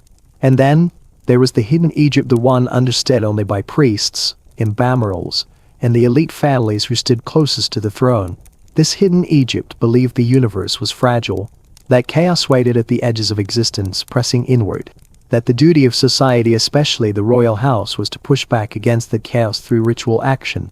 And these rituals were not small things.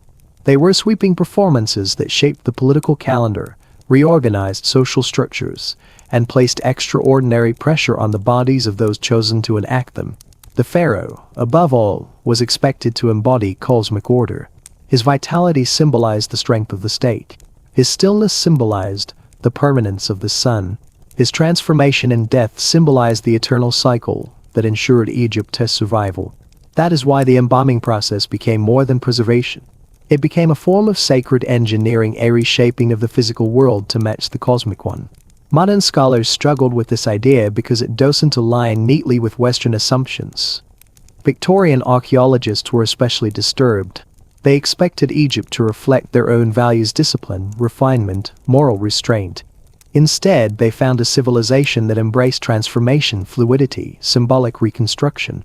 A civilization where the body, living or dead, was a canvas for ritual meaning. And the more they discovered, the more unsettled they became.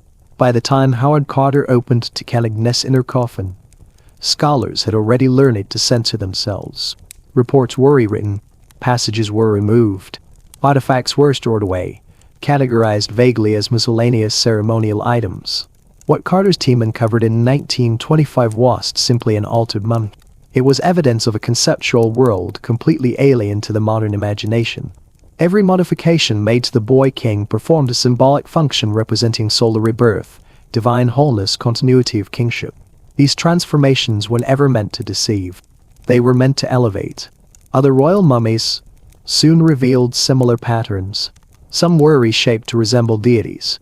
Some were adjusted to match mythic prototypes. Others displayed ritual markings that corresponded to ancient cosmological texts. In every case, the underlying principle was the same. The king's body was not a person. It was a symbol of reality itself. When that symbol weakened, Egypt feared the universe might weaken with it. So priests and imams acted, sometimes drastically, to reinforce the symbol. This worldview extended far beyond royal tombs. It shaped festivals. It shaped the calendar. It shaped how Egyptians understood joy, loss, transformation, and renewal. And at the heart of it all was one of the most enigmatic celebrations in ancient history, the festival of drunkenness. To the outside world, it looked like chaos.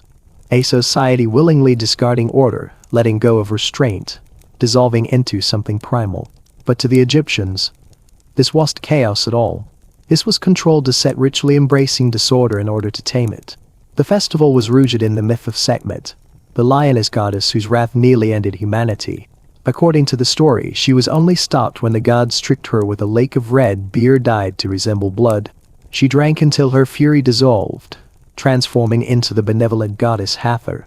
This transformation from menace to mercy became the template for an annual ritual, and Egypt reenacted it not with fear, but with exhilaration. As the festival began, temples brewed vast quantities of beer mixed with herbs that induced intense emotional states. This wasn't leisure. It was ceremony. People consumed the ritual drink as a way to approach the divine threshold, to experience a symbolic death of the self, followed by renewal. The entire society participated. Farmers, craftsmen, nobles, priests, everyone flowed into the temples and streets. It was not a private ritual. It was the most public expression of Egypt's cosmic philosophy. To Victorian scholars, this looked like moral collapse. To Egyptians, it was purification, a controlled encounter with the forces of disorder. We know from inscriptions that participants believed themselves to be entering a divine state. Some spoke of visions. Some described feeling overtaken by a presence greater than themselves. Others wrote about hearing the gods speak through the roar of the crowds. The physicality of the ritual disturbed later observers. The emotional intensity, the roaring music, the rhythmic dances, the ecstatic release of inhibitions, it all pushed beyond the boundaries of Victorian comfort. So, naturally, they suppressed it. Official reports dismissed the festival as seasonal celebration. Artifacts referencing it were widely stored. Texts that described it plainly were left and ranstalled, were heavily edited. Because the truth was too strange. Egypt believed that embracing collective frenzy could reset the cosmic order. But even frenzy had its rules. Priests monitored the rituals. Sacred spaces were prepared. Symbolic markers guided the flow of crowds. This was not chaos. This was controlled inversion, an annual rehearsal of disorder meant to protect Egypt from real disorder. Yet as time went on, the rituals intensified. Political instability, droughts, external pressures all contributed to a sense that the cosmic balance was slipping. And in response, the ceremonies grew more elaborate, more emotionally charged, more physically demanding. Foreign visitors were horrified. They saw only the surface minus level intensity, not the cosmological logic beneath it. To them, this was evidence of a civilization unraveling. To Egyptians, it was evidence of a civilization fighting to hold its world together. But worlds do not last forever. The crisis deepened during the Ptolemaic era, when Greek rulers found themselves governing rituals they did not understand. They tried to impose restraint. They tried to limit the intensity of the ceremonies. They tried to reinterpret Egyptian cosmic philosophy through Greek rationalism. It did not work. Egyptian priests warned that such interference would bring disaster. They insisted the rituals were essential necessary to maintain the link between the earthly kingdom and the divine realm. The clash escalated into a cultural fracture, one that neither side fully understood. And into that fracture stepped Cleopatra. But her part of the story comes later. Right now, we must return to the archaeologists, the people who shaped what the modern world believes about ancient Egypt, because the real cover-up was about to begin. 3900. Seamlessly. -C3, 900 words.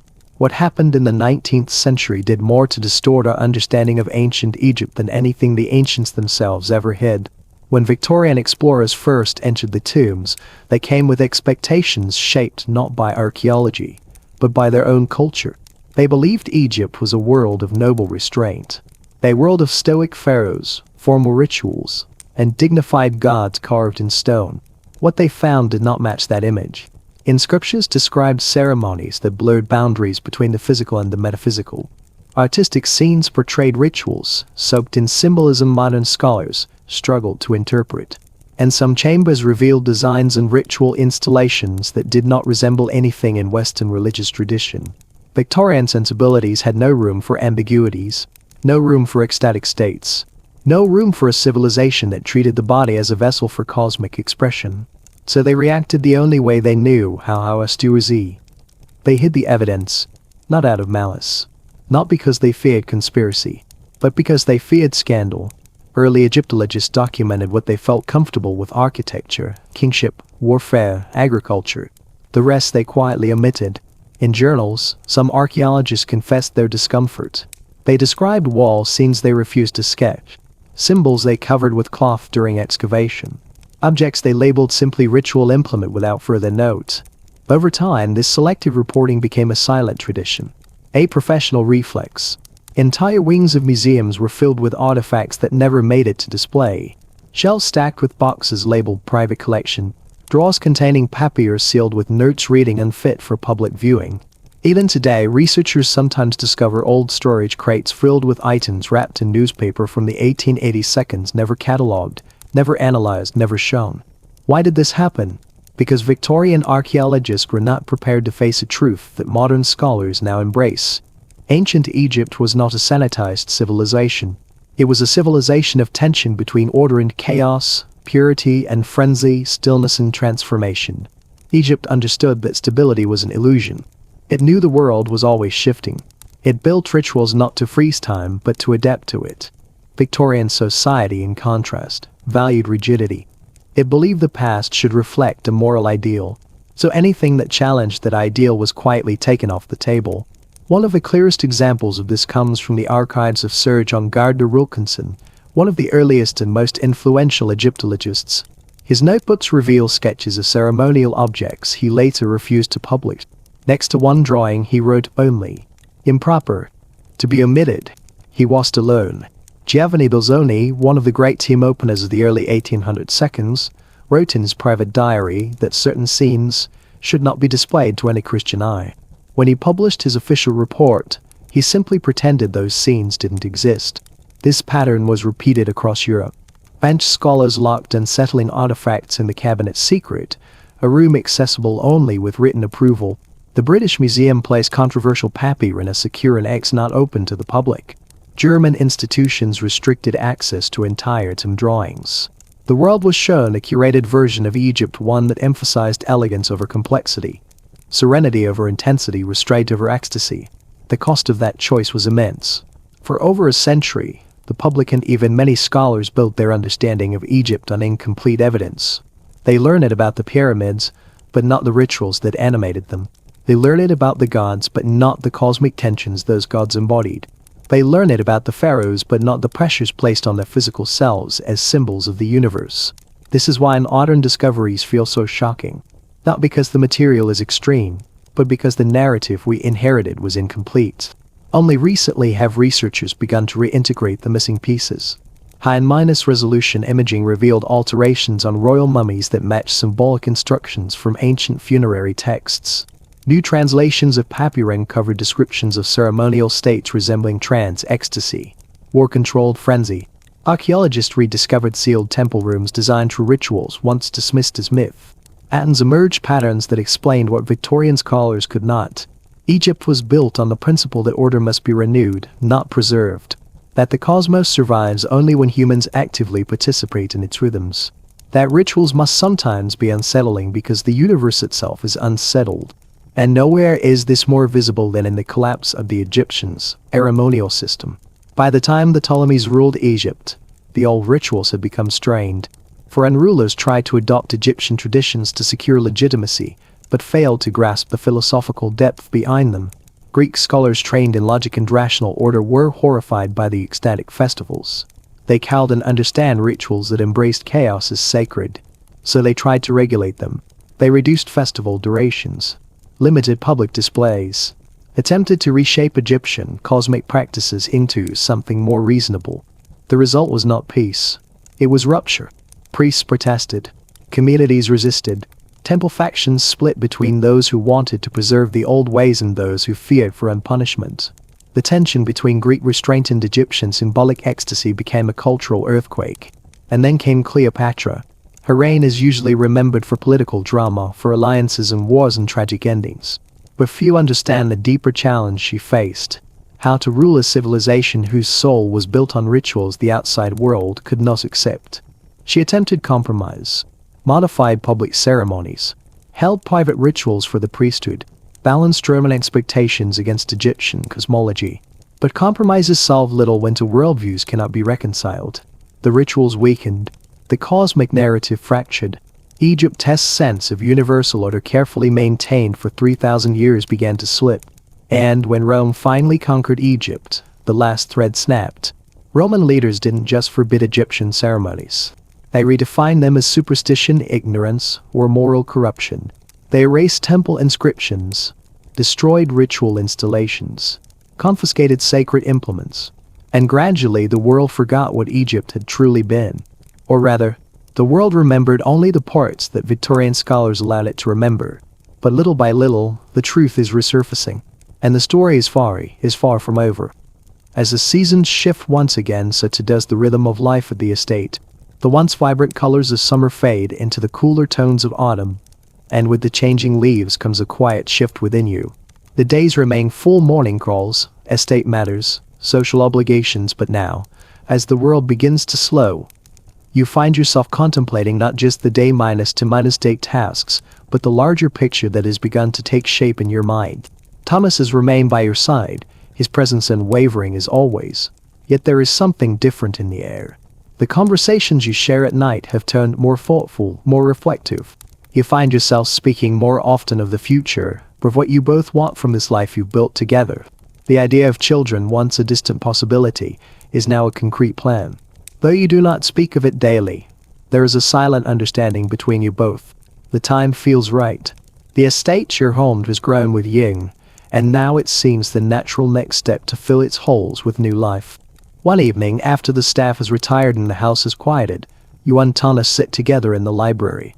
The fire crackles softly in the hearth, casting a warm glow across the room. You are nestled into the chair by the window, a quiet book resting on your lap, but your thoughts are elsewhere. Thomas is seated across from you, his hands folded in his lap, his gaze distant yet intent. "I've been thinking," Thomas begins, his voice slow but filled with purpose. "I think we are ready, Jane. Ready to start the next chapter." You look up at him, the weight of his words settling in your chest.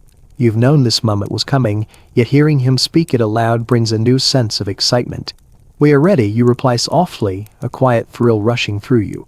"A family. Our family." Thomas smiles, a warmth in his eyes that mirrors your own. "Yes," he says, leaning forward slightly. "It's the next step." And I'm eager for it. The simplicity of the exchange fills you both with an understanding that runs deeper than words.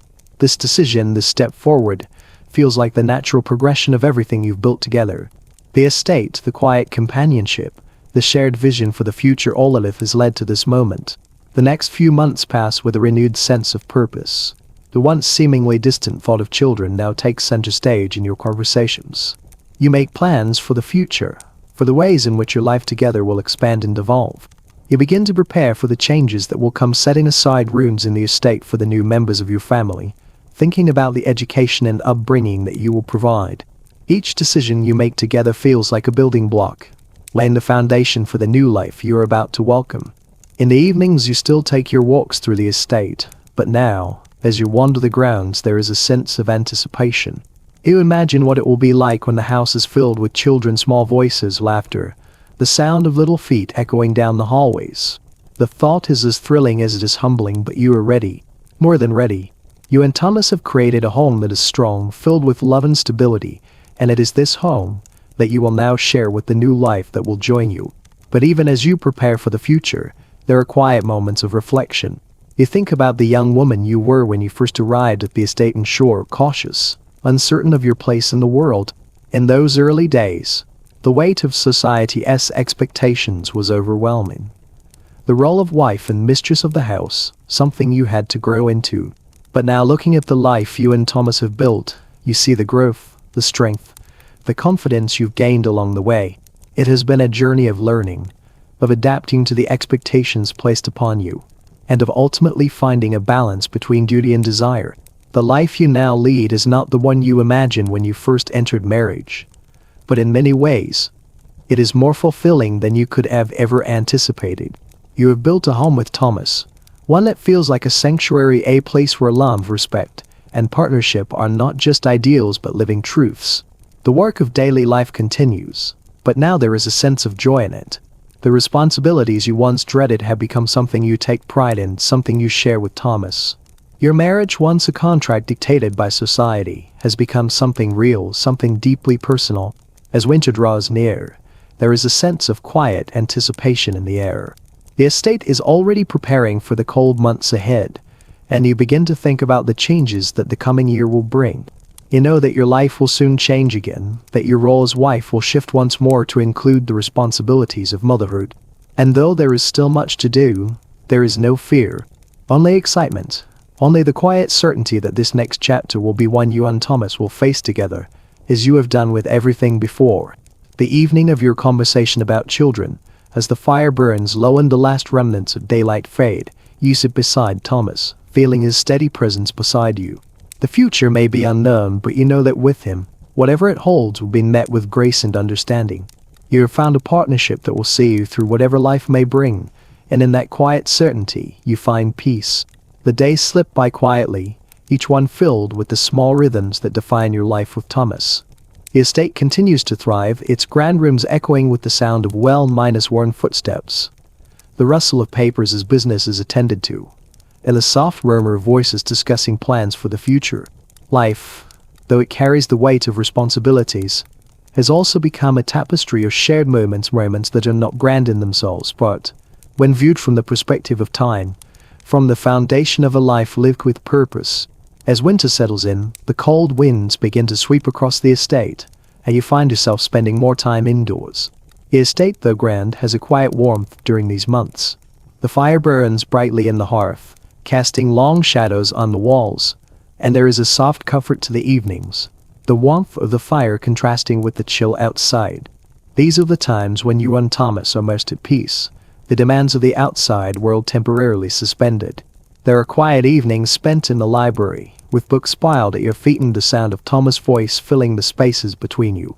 His thoughts, once private and reserved, are now shared freely, his ideas about the future of the estate and the legacy you will build together unfolding before you like a long conversation. The life you once built with careful hands is now a life you look forward to expanding.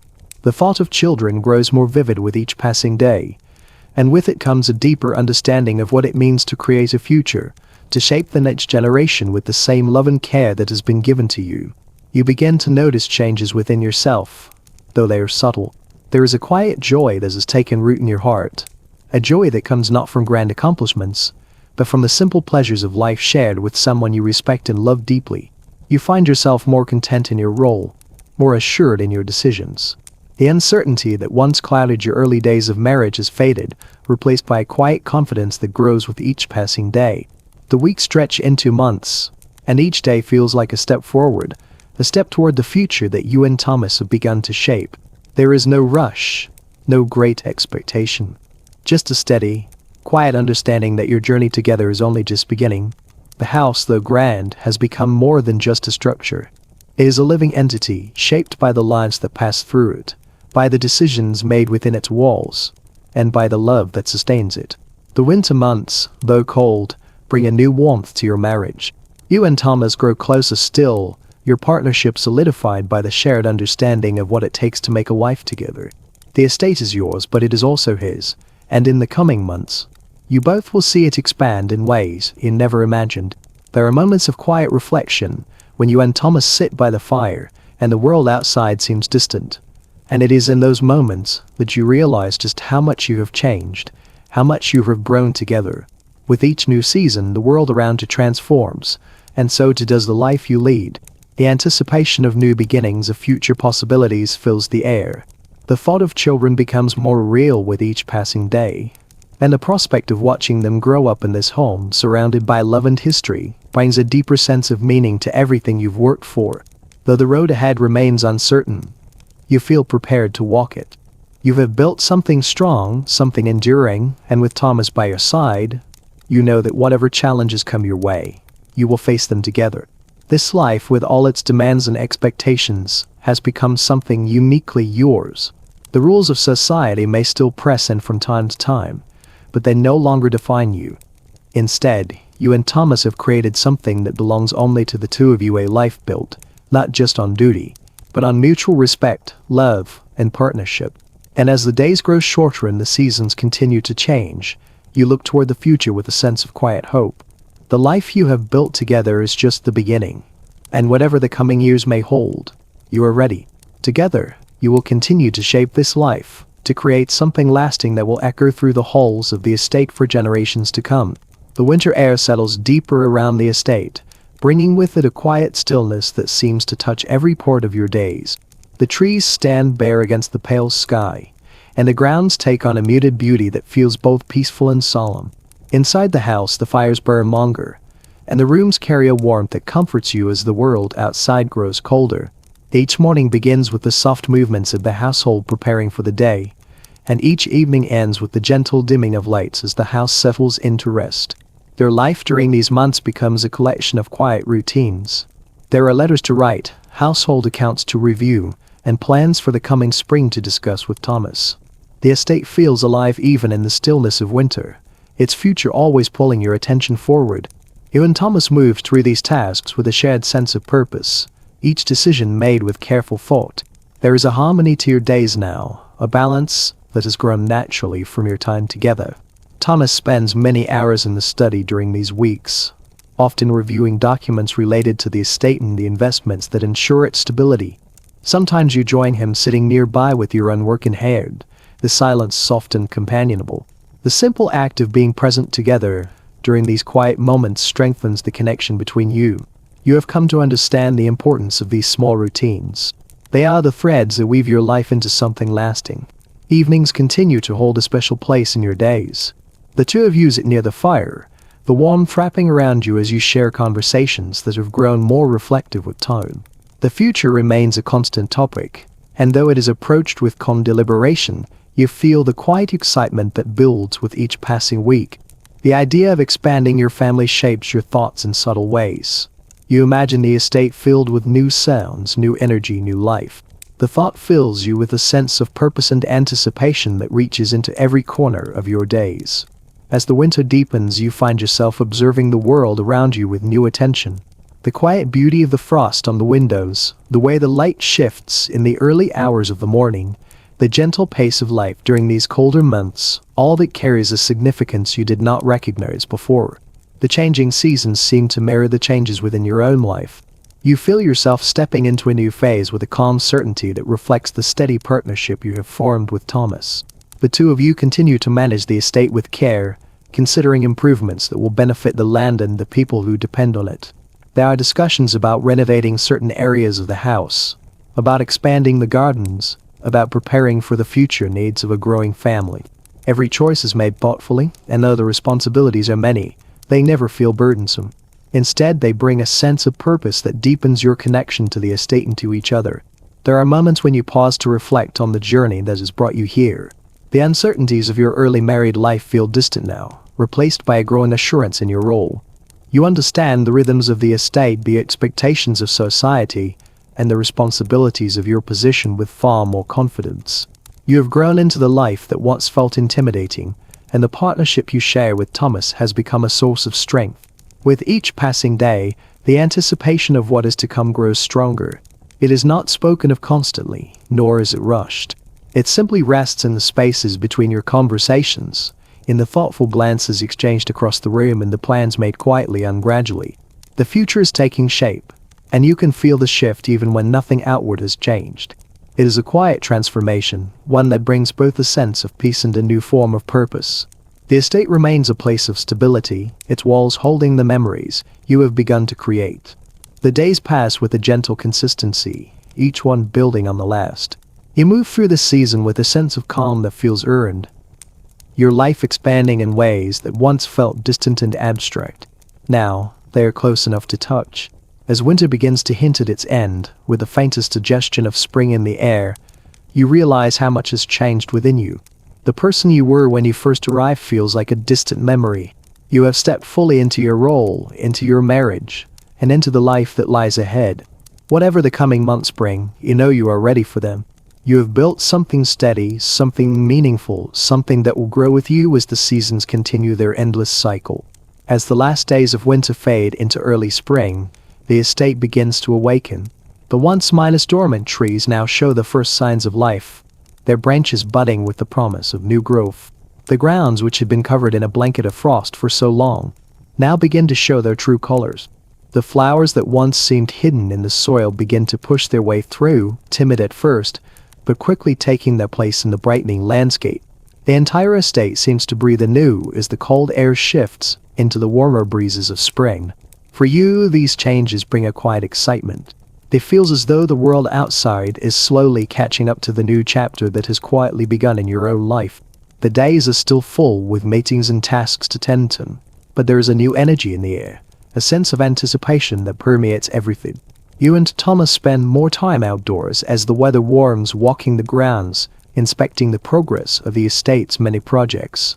There is a sense of renewal in the air, and as you walk side by side discussing the future and the plans you have yet to complete, it feels as though you are both looking toward something just out of reach, something both exciting and unknown. There is no rush, no hurry to reach that future, but the feeling is there nonetheless something stirring, something about to unfold. You feel the weight of your growing responsibilities with more confidence now. The estate has become a place where you are no longer just an observer, but a central force, a partner to Thomas in every sense.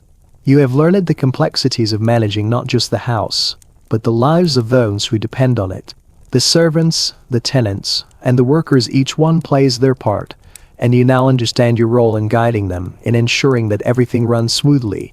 There is a quiet satisfaction in knowing that the decisions you make here on this estate affect so many lives, and each day brings new challenges to meet and decisions to make. But with each passing task, you feel more equipped to handle what comes your way. Even as the estate flourishes and the seasons change, there is a steady sense of peace between you and Thomas. The rhythms of your days, now ingrained, carry a subtle joy with them. You share more than just tasks.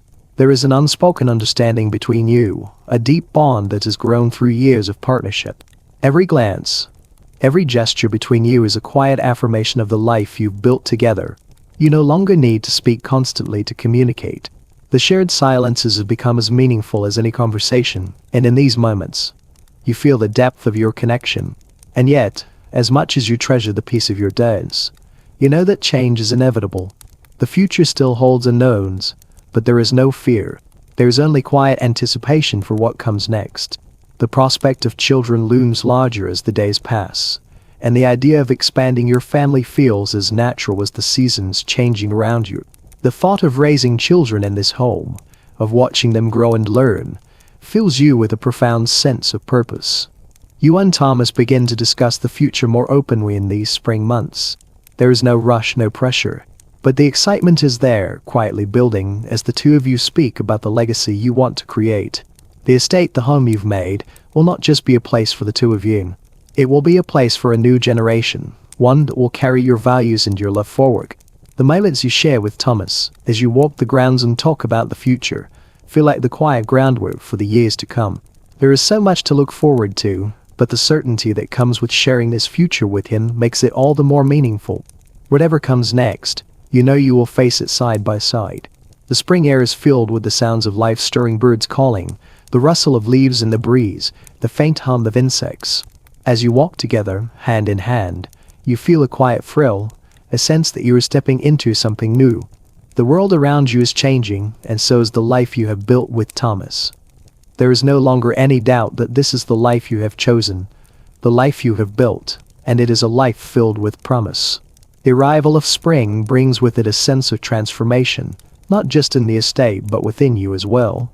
The air, now warm and filled with the scent of new blooms, feels different, like the start of something. The estate, once a place of routine and order, now seems full of possibility. There's a quiet joy in seeing the world come to life again after the long winter. And as you walk alongside Thomas through the now green fields, you are reminded of the power of time to reshape everything. Every corner of the estate is awakening, from the gardens to the stable, each place reflecting the quiet growth of your own life. The promise of new life fills the air, and though you do not speak of it often, the idea of children lingers between you. It is no longer just a passing thought, but a reality that feels just within reach. The idea of raising a family, watching your own children run through the ground you spent so long tending, is a vision you both share. It seems natural, as if it has always been part of the plan. And yet there is a certain excitement that comes with knowing it is soon to be your reality. Thomas continues to work beside you, his steady presence a constant source of reassurance. He is just as committed as you are to making the estate thrive, to ensuring that its legacy will be one of stability and growth. Yet, it is in the quiet moments, the moments shared away from the demands of the day, but you feel most connected to him. These moments when you walk the grounds together discussing your plans, your dreams for the future, are the ones that strengthen the bond between you. There is no rush in these talks, no urgency. The future is simply something you both know you are building together, one step at a time. The estate, filled with the signs of new growth, feels like a reflection of your marriage. Both have been cultivated with care, patience, and quiet effort, and both now stand on the cusp of something even more meaningful. Every change, every decision is a step forward in creating something lasting. It is no longer just about maintaining the status quo. It is about nurturing the life you've built, ensuring it is strong and secure so that it can grow in new directions. The thought of children becomes more tangible as the months pass. There are no grand announcements, no rushed plans. Instead, it is a quiet knowing, a mutual understanding between you and Thomas, but this next step will come when the time is right. You begin to prepare, not just in practical terms, but in your hearts. You both share the same excitement, the same anticipation, and the same joy at the thought of expanding your family. Yet the idea is still soft, still an unfolding, like the first buds of spring that have yet to bloom fully. As the estate flourishes around you, you find yourself growing in new ways as well. The woman you were when you first arrived feels like a distant memory, her uncertainties faded with time and experience. You are no longer a new bride finding her place in a world that once felt foreign. You are the mistress of this estate, a woman who has found strength not only in her responsibilities, but in her partnership with Thomas. You have grown into your role, and the quiet confidence that comes with this growth fills you with a quiet pride. There is a new sense of assurance in everything you do, whether it is overseeing the workers, discussing the future with Thomas, or preparing for the changes that are sure to come. Even as the estate transforms around you, the connection you share with Thomas remains constant. Your days, though full of work, are full of shared moments of partnership. There is an ease between you now, but comfort in the rhythm of your life. The future, once an uncertain thing, now feels like something you are both actively shaping together. It is a future full of possibilities, full of the promise of growth and change. And as the seasons shift once again, so does your own life. The days that have passed, the moments shared, have built a foundation that is strong and steady. With each day that passes, you are more certain that this life, the one you are living, is the one you have always wanted. Whatever the future holds, you will meet it with Thomas by your side, your partner in every sense. As the estate flourishes under your careful watch, the seasons continue to pass, each one bringing its own changes. The world around you seems to mirror the transformation that has taken place in your own life. The trees in the garden are full of blossoms, the roses you've nurtured now reaching their full bloom, and the estate that once felt like a series of formal duties now feels like a home rich with the life you and Thomas have built together. The rhythm of your days has become second nature, and you find yourself stepping into your role with a quiet grace. The weight of responsibility that once felt heavy has shifted. It is no longer a burden but a steady, purposeful call. You know the estate now, from the corners of the gardens to the offices in the house. You know the needs of the workers, the expectations of the tenants, and the intricacies of the land itself. The life you've built here, one rooted in shared responsibilities and mutual respect, is now something you feel deeply connected to. Even as the estate grows, as new ventures are set in motion, there is a steady calm between you and Thomas. His support is ever minus present, and the two of you, though busy with the demands of the estate, find time for the quiet moments that are the heart of your partnership. Evenings by the fire, slow walks around the grounds, moments when words are not necessary, but presence is everything. In these moments when the world outside seems far away, you know that the life you've built here with Thomas is more than just an estate. It is the embodiment of everything you've worked for, everything you've dreamed of. The plans you've made, the choices you've carefully considered have brought you to this place. And now, with each passing day, the future feels brighter, more tangible, and full of promise. The thought of children grows more real with time, though it has not yet come to pass. You and Thomas do not rush the idea, but the anticipation lingers in the air between you. The possibility of a growing family feels like the next step in this life you're creating together. There is no hurry. The estate, your marriage, your life, they are all in perfect balance, and the thought of expanding that balance into a family feels like a natural continuation of the love and care that has been poured into everything you have. Even as you prepare for what lies ahead, you find that there are still moments of quiet reflection. The woman you were when you first arrived, full of uncertainty and doubt, seems like a distant memory now. You have come into your own in a way that feels both empowering and fulfilling. The world that once felt so large and full of rules has been shaped by your hands, and it has become a place where you are at ease. There is comfort in knowing your place, in knowing that the choices you make are not just your own, but those that will shape the future of your family, your home, and the people who depend on you. And through it all, Thomas remains your partner. His steadiness is the foundation on which everything else rests.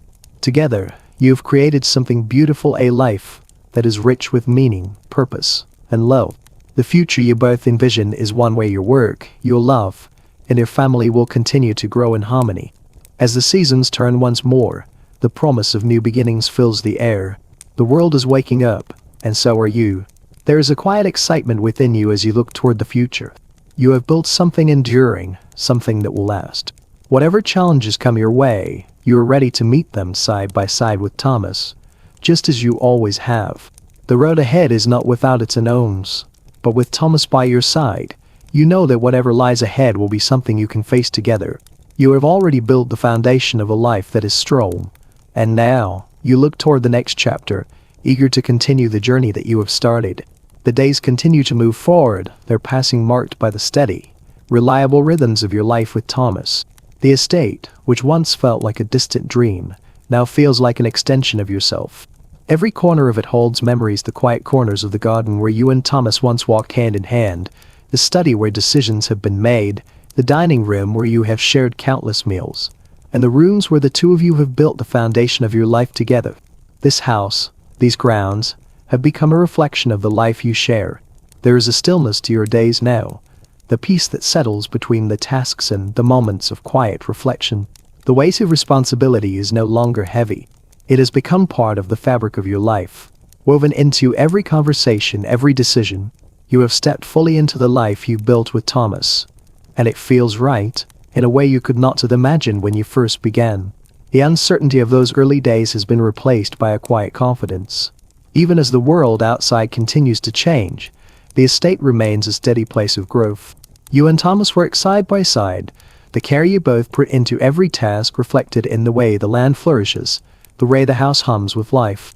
The estate is thriving, but more importantly, your connection with Thomas has grown stronger with each passing season. In these moments when the world feels distant, you are reminded of how far you've come together. The early struggles you both faced are now distant memories. The relationship you once had uncertain and filled with formality is transformed into something rich with understanding, respect, and love. It is a partnership in every sense of the word, one that continues to evolve as you both grow.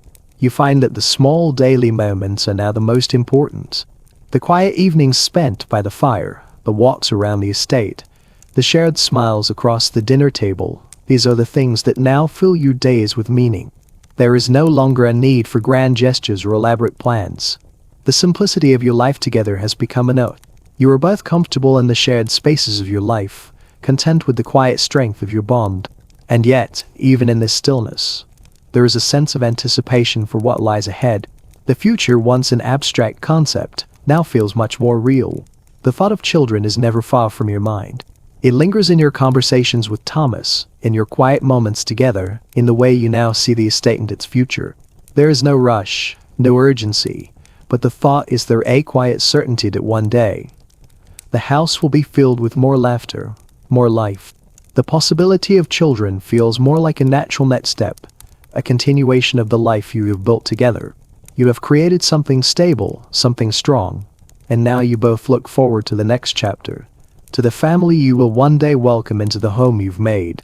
The prospect of expanding your family doesn't feel like a distant dream anymore. It feels real, just beyond reach, like something that is waiting to unfold. You take solace in knowing that whatever the future holds, you will face it together. Your partnership with Thomas has become the bedrock of everything you've built, and there is no doubt in your mind that this foundation will carry you through whatever comes next. The life you have made is one of steady growth, and as the seasons continue to shift, so will your story, one quiet step at a time. And so the days pass, each one another chapter in the life you and Thomas are creating together. There is no rush, no need to push forward. Each day holds its own quiet joy, its own moments of satisfaction. The future is full of promise, and as you walk through the grounds, side by side with Thomas, you know that whatever the coming years may bring, you will be ready. Together you will continue to build a life one marked by love, by care, and by the steady certainty that comes with knowing you are not alone. As the seasons shift again, the world around you seems to change ever so subtly. The estate, now well into its cycles of growth, remains a place of quiet refuge and purpose. The rhythms of daily life, though steady, are anything but monotonous. Each day offers new opportunities, new challenges, and the satisfaction that comes with facing them head-on. The work never truly ends, but it no longer feels like a burden. It is simply part of the fabric of your life, something you do with care, something you do together. The estate has become a place that you and Thomas have cultivated, a reflection of your shared values and vision. It is not just land and buildings, it is a home, a foundation, and a testament to the life you are building together. As the weather warms and new growth appears, you find yourself thinking more and more about what lies ahead, both for the estate and for your family. Thomas continues to work tirelessly, his focus unwavering, but there is an ease to his movements now. The business of running the estate, once daunting, has become second nature to him, just as it has for you. The partnership you've created, one built on mutual respect and trust, is the foundation of everything you both do. There is no need for grand gestures or constant reassurances.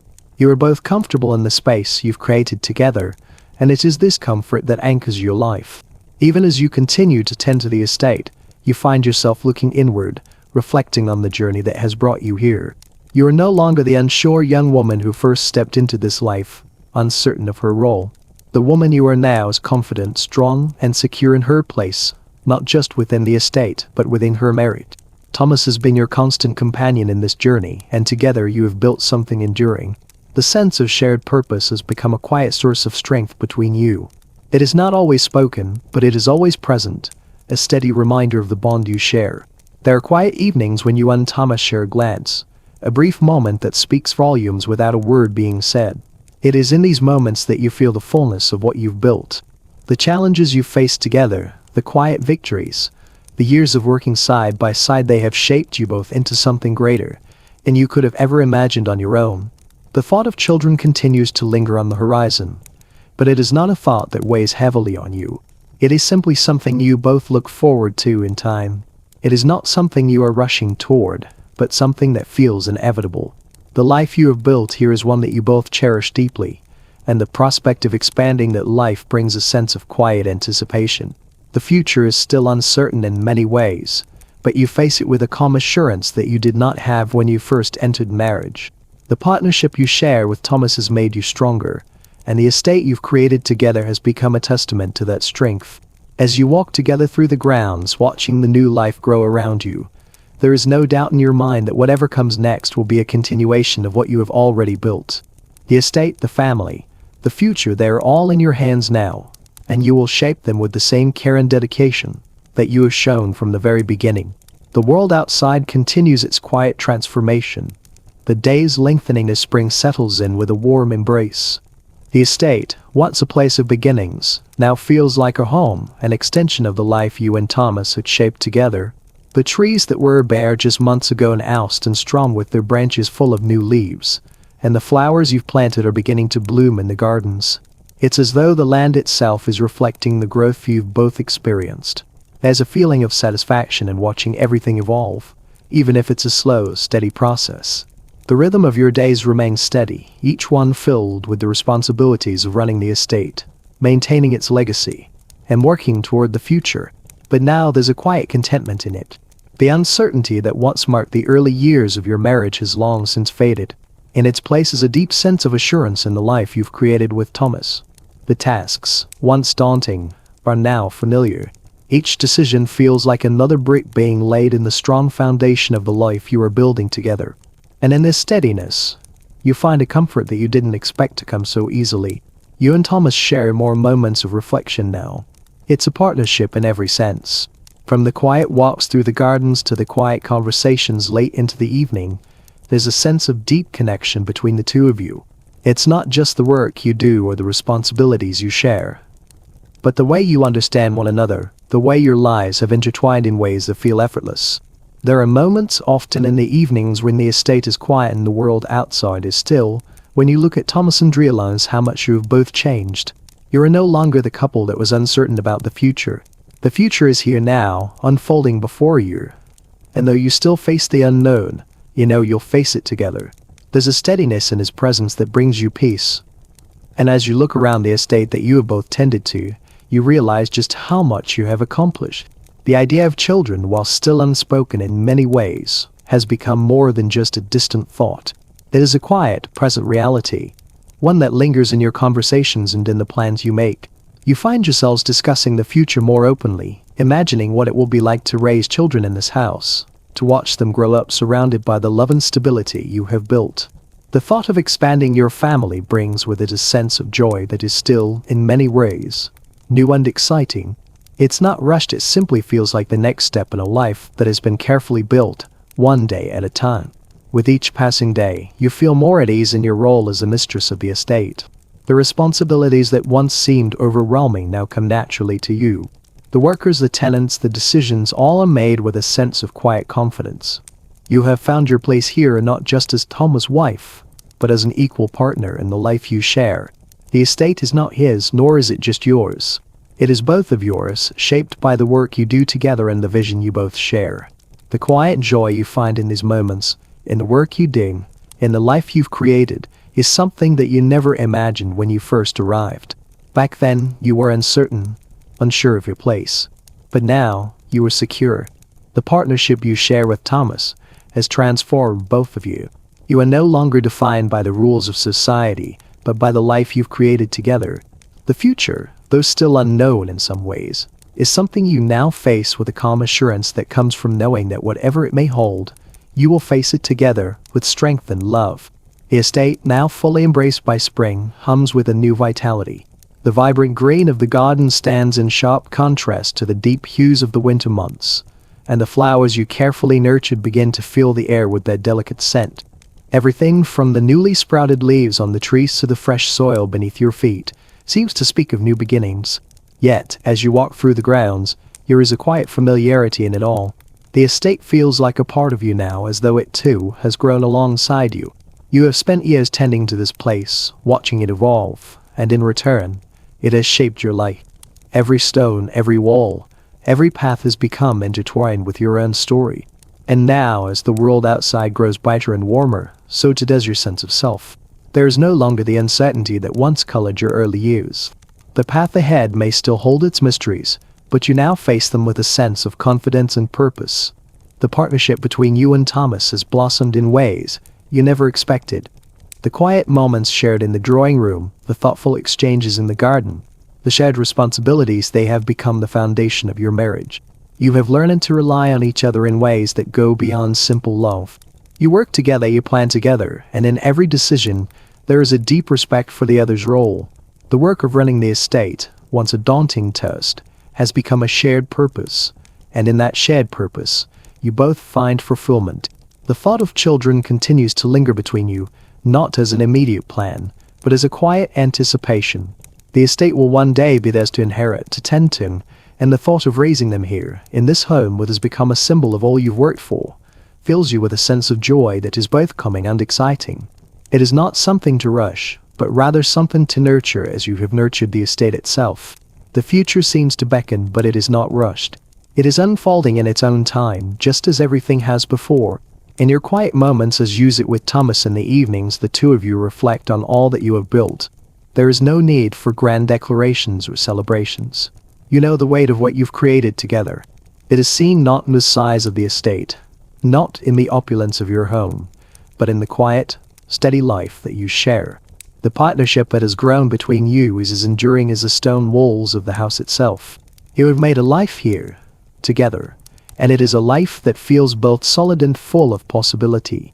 The conversations you share now are different from those of the early days. There is no longer the uncertainty that once marked your words. Instead, there is a quiet confidence, a sense that you both understand each other in a way that few others could. The plans for the future are made in a space of mutual understanding, where each thought is carefully considered and each decision made with the other's best interests at heart. There is no need for grand gestures, no need to prove anything to anyone. The life you've built speaks for itself. You've learned over time that the key to a fulfilling life isn't in the grand gestures, but in the quiet moments of connection. The estate, your home, and your marriage are not defined by what others see, but by what you and Thomas have created together. It is a partnership built on mutual respect, shared goals, and a deep affection that has only grown with time. Now, as the estate comes to life again with the arrival of spring, you find yourself looking toward the future with a quiet but profound anticipation. The life you've built together is strong, and it will continue to grow. Whatever the coming years hold, you know that you will face them together, side by side. And whatever the future brings, it will be shaped by the foundation you both worked so hard to create. The estate, now fully in the grasp of spring, continues to change in subtle, steady ways. The grounds seem to have come alive overnight, with blossoms in every corner, vibrant flowers adding bursts of color to the landscape, and the trees beginning to fill out, their branches now heavy with the promise of new life. The transformation is not only in the estate itself but within you as well. The days no longer feel like a series of tasks to be completed. There is a new rhythm to life, one where everything feels intentional, filled with purpose. You and Thomas have cultivated this life together, and now it feels as though the estate is a reflection of that effort. Tape laces steady growth, both outwardly and within. Each day, as you walk through the estate, the world around you seems to mirror your own sense of progress. The gardens, once quiet and bare in the winter months, are now brimming with life, each flower and tree a testament to the care you have put into it. The house itself, too, feels more alive, its rooms now filled with the warmth of shared moments and decisions made together. The weight of responsibilities, which once seemed overwhelming, is now simply part of the flow of your days. There is a steady peace between you and Thomas now, one that has settled into the very fabric of your marriage. The years of navigating expectations and establishing your roles have come to a quiet conclusion. You no longer wonder about your place in this life. You know it, and it is secure. The uncertainty that once plagued you has faded, leaving only the quiet certainty of the life you've built. Your conversations with Thomas have shifted over time. They are no longer filled with the hesitations of early days, but instead are open, honest, and filled with shared understanding. You speak not just of the estate, of the work to be done, but of the future, of what you both want in the years to come, what you hope to see in the lives of any children you might have, and the legacy you wish to leave behind. These conversations are no longer just about the tasks at hand, but about the life you envision together, one that will extend far beyond just the two of you. Though the topic of children is not yet pressing, it has taken root in your thoughts and in your shared conversations. There is an unspoken understanding between you and Thomas that this is the next step. You are not in a rush, but the thought of expanding your family feels more natural with each passing day. You begin to prepare, mentally and emotionally, for what comes next. The idea of raising children in this house, of watching them grow alongside the estate that has become such an integral part of your life, feels not like a distant dream, but an eventuality, something to be nurtured in time. The estate has become a place where your work, your love, and your future have all intertwined. It is not just a place where you live, it is a part of who you are, a reflection of the life you've created with Thomas. The house, the grounds, the staff, all of it is an extension of you both. And as the estate grows and thrives, so too does your understanding of your role within it. You are no longer just a caretaker of the land. You are a part of it, as deeply rooted in its foundation as the trees in the garden. And so, life continues, each day building on the last. The work never ends, but it no longer feels like a burden. It feels like part of the rhythm of life, a steady pulse that you and Thomas share. The love and care you have poured into the estate has returned to you in the form of peace and purpose. And as you look toward the future, there is no fear, only the quiet understanding that whatever comes next, you will face it together. The world may change, the seasons will shift once again, but you and Thomas will remain, side by side, partners in everything. Whatever challenges may come, whatever new responsibilities await, you will meet them with the same steady, quiet strength that has always defined your relationship. The future is not something to be feared, but something to look forward to, because it is a future that you will build together, just as you have built everything that has come before. The passage of time is a constant presence. Yet, in its steady unfolding, you find moments that seem to pause, just long enough to let you breathe and appreciate the life you have created. Spring has fully taken root at the estate. The air thick with the scent of blooming flowers and the warmth of longer days. Everything around you seems to glow with possibility, as though the world is beginning again. And in many ways it is though this time. It is a world that feels familiar and comforting, one that you have shaped with your own hands. The estate thrives, and with it the rhythms of your life. The work continues, but now it is simply part of the backdrop of your days. The estate is no longer something you manage, it is something you live within, a place where every task, every decision, and every moment has its place. There are still things to be done, new projects to consider, but there is no longer any urgency. Everything moves at its own pace, as it should. There is a quiet satisfaction in the way the days unfold. You and Thomas continue to work together, but now it feels almost effortless. The work you do, whether managing the estate or discussing the future, flows naturally between you. The partnership you have built over the years is now something deep and enduring. It is no longer something you think about constantly, it simply exists, a steady presence in every part of your life. There is no need to remind yourselves of your roles. They are understood, lived in every glance, every touch, every decision made together. Your conversations, once filled with plans and possibilities, are now filled with reflection, a gentle turning over of the life you've built. As you walk the grounds with Thomas, your talks have become less about what is to come and more about what you have already achieved. It is a quiet celebration, one that does not need to be spoken of loudly. It is seen in the way you look at each other, in the way you share these moments without needing to say much at all. Even the thought of expanding your family has settled into a comfortable space. It is not an overwhelming presence, but something that gently fits into the conversation. You are no longer rushing toward this future, it simply waits for you, an inevitable step forward. The idea of children is not a distant dream, but a part of your future that feels as certain as the seasons themselves. The estate will one day be theirs to inherit, and the thought of raising them here in this place that has become so much a part of you fills you with a quiet joy. It is not an urgent desire, but one that is as natural as the passing of time. Your life with Thomas has moved from a time of uncertainty to one of confidence and calm. What once seemed like a series of challenges to be navigated has now become a shared journey, one that you both walk with ease. The world outside continues to shift, but within the walls of your home you find a steady, quiet happiness that is both simple and profound.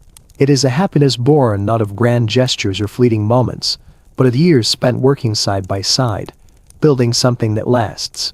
As you look toward the future, there is a quiet contentment in knowing that whatever comes, you will face it together. The estate will continue to grow, and you and Thomas will be there to guide it, just as you have always done. The world around you may change, but the foundation you've built together will remain constant. It is a foundation of trust, love, and partnership, and as you walk hand in hand with Thomas, you know that there is no challenge too great for the two of you to overcome. The days grow longer as summer begins to make its presence felt. The estate, now fully awake, is bathed in the golden light of the sun, and the grounds hum with the sound of life. Birds flit through the trees, The flowers bloom in abundance, and the air is thick with the promise of growth.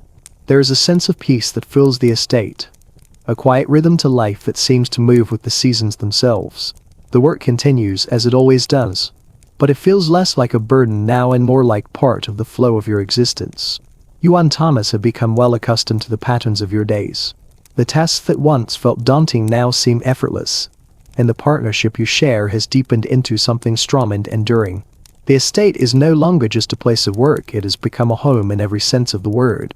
Each day, as you walk through the grounds, you see not just the land, but the life that has been woven into every corner. It is a living testament to what you and Thomas have built together, each tree and flower reflecting the care you've poured into this life. The thought of children, though it lingers in the background of your mind, does not seem as distant as it once did. It feels like a natural next step, one that will come when the time is right. You and Thomas have shared these thoughts quietly, knowing that the future is still ahead of you but not rushing toward it. The prospect of raising children in this home, in this estate that you've made together, fills you with a quiet joy. There is no hurry, but it is there, this unspoken understanding between you both. As the summer days stretch on, you and Thomas find yourselves more reflective. The pace of life has slowed, allowing for moments of contemplation. The partnership you share, once new and uncertain, has grown into something solid, something that no longer needs to be defined. It is understood, lived in every action, every decision. You no longer need to remind each other of your roles. They have become second nature, woven into the fabric of your days together. There is a peaceful contentment in this, in the way your lives have become intertwined, in the quiet understanding between you. You find yourself looking toward the future, but with no rush, no urgency. The life you have built is enough, and yet the future holds its own quiet promise. The idea of expanding your family is a part of that promise, something to look forward to, something that will come in its own time. There is no need to push for it, no need to force it. The estate, your marriage, your life, they're all in balance, and the future will unfold in its own way, at its own pace. Thomas continues to be your steady partner in every sense. His presence is a constant source of reassurance, his support unwavering. Together, you have created a life that is grounded in mutual respect, shared goals, and love. There is no need for grand declarations anymore. The work, the decisions, the life you lead, it all speaks for itself. You have built something enduring, something that will continue to grow in the coming years. The estate thrives, the seasons change, and the future remains full of possibility. Whatever comes next, you will face it together, and in that certainty you find peace. The journey you are on, the one you have shared with Thomas, is one that is built on a foundation of love, respect, and quiet dedication. As the world outside continues to shift and change, you know that the life you have built here will remain constant, steady, and strong. As summer unfurls its warmth over the estate, a sense of timelessness settles in. The days grow longer, and with each passing evening, the sky paints itself in soft hues of orange and pink. The estate, bathed in sunlight, feels like an extension of your own life. The steady hum of nature fills the air, the rustling of leaves in the breeze, the distant call of birds, the soft murmur of the river that runs through the land. It all speaks of a quiet continuity, one that mirrors the life you have carefully built with Thomas. The work continues as it always does. There are plans to be made, gardens to be tended, rooms to be maintained, but these tasks no longer feel like burdens. Instead, they are part of the rhythm of your days. You no longer look at the work as something to be completed, it is now simply part of the life you live. There is a deep sense of satisfaction in this shift, in knowing that the estate is not just something to be managed, but something to be lived in. As you walk the grounds with Thomas, side by side, you find a renewed sense of connection to the land, to the life you share. The estate has become a mirror of your partnership, both flourishing together. The conversations you share while strolling through the gardens, planning for the future, or discussing the past, feel full of meaning. They are no longer filled with uncertainty or the need to define your roles. They are the kind of quiet conversations that come when two people have built something solid together, when the future no longer feels like something to fear, but something to anticipate with quiet joy. The thought of children, though still not a present reality, grows in both of your minds. It is not something to rush into, but it is something that feels like the next natural step. There is no grand plan, no hurry, but the thought is there nestled quietly between you. The estate will one day be theirs to care for, just as it has been yours.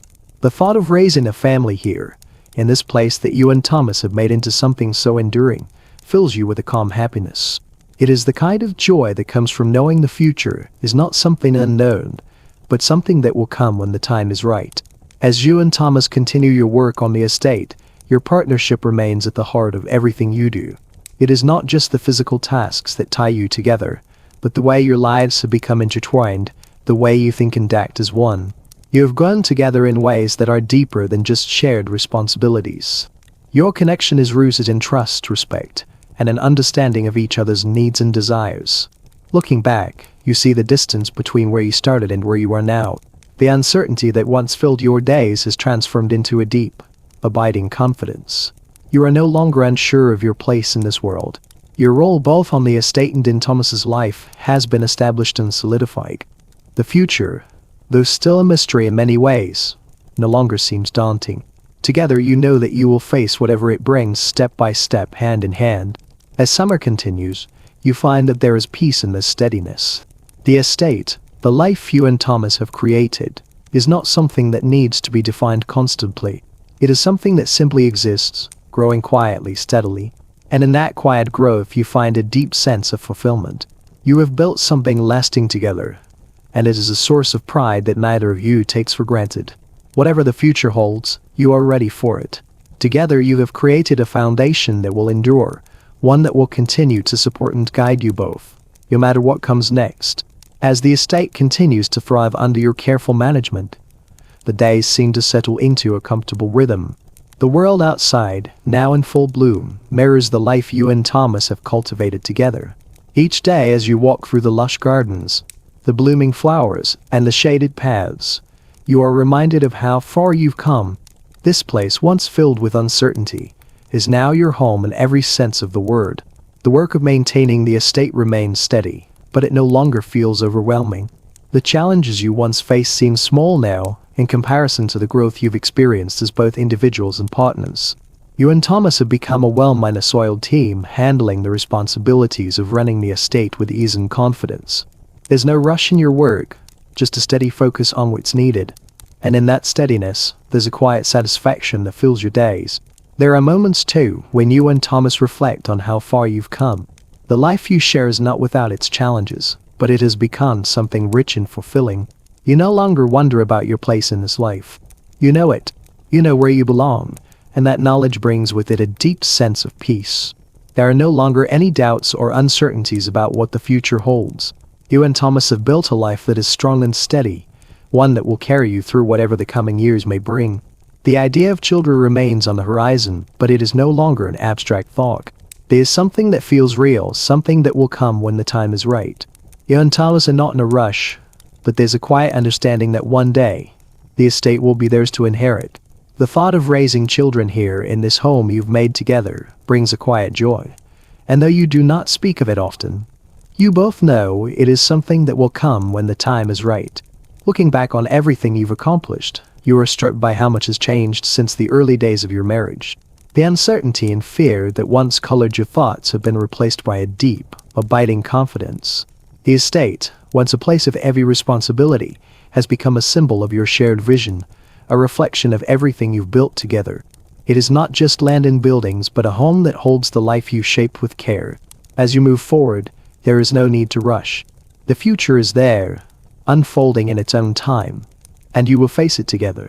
Whatever challenges may come, you will meet them with the same quiet strength that has defined your life together so far. The work, your decisions, the partnership, all of it will continue to grow, just as the estate itself does, but at its own steady pace. And in that steadiness, you know that you will find peace. For you and Thomas have already built a foundation strong enough to weather whatever the future holds.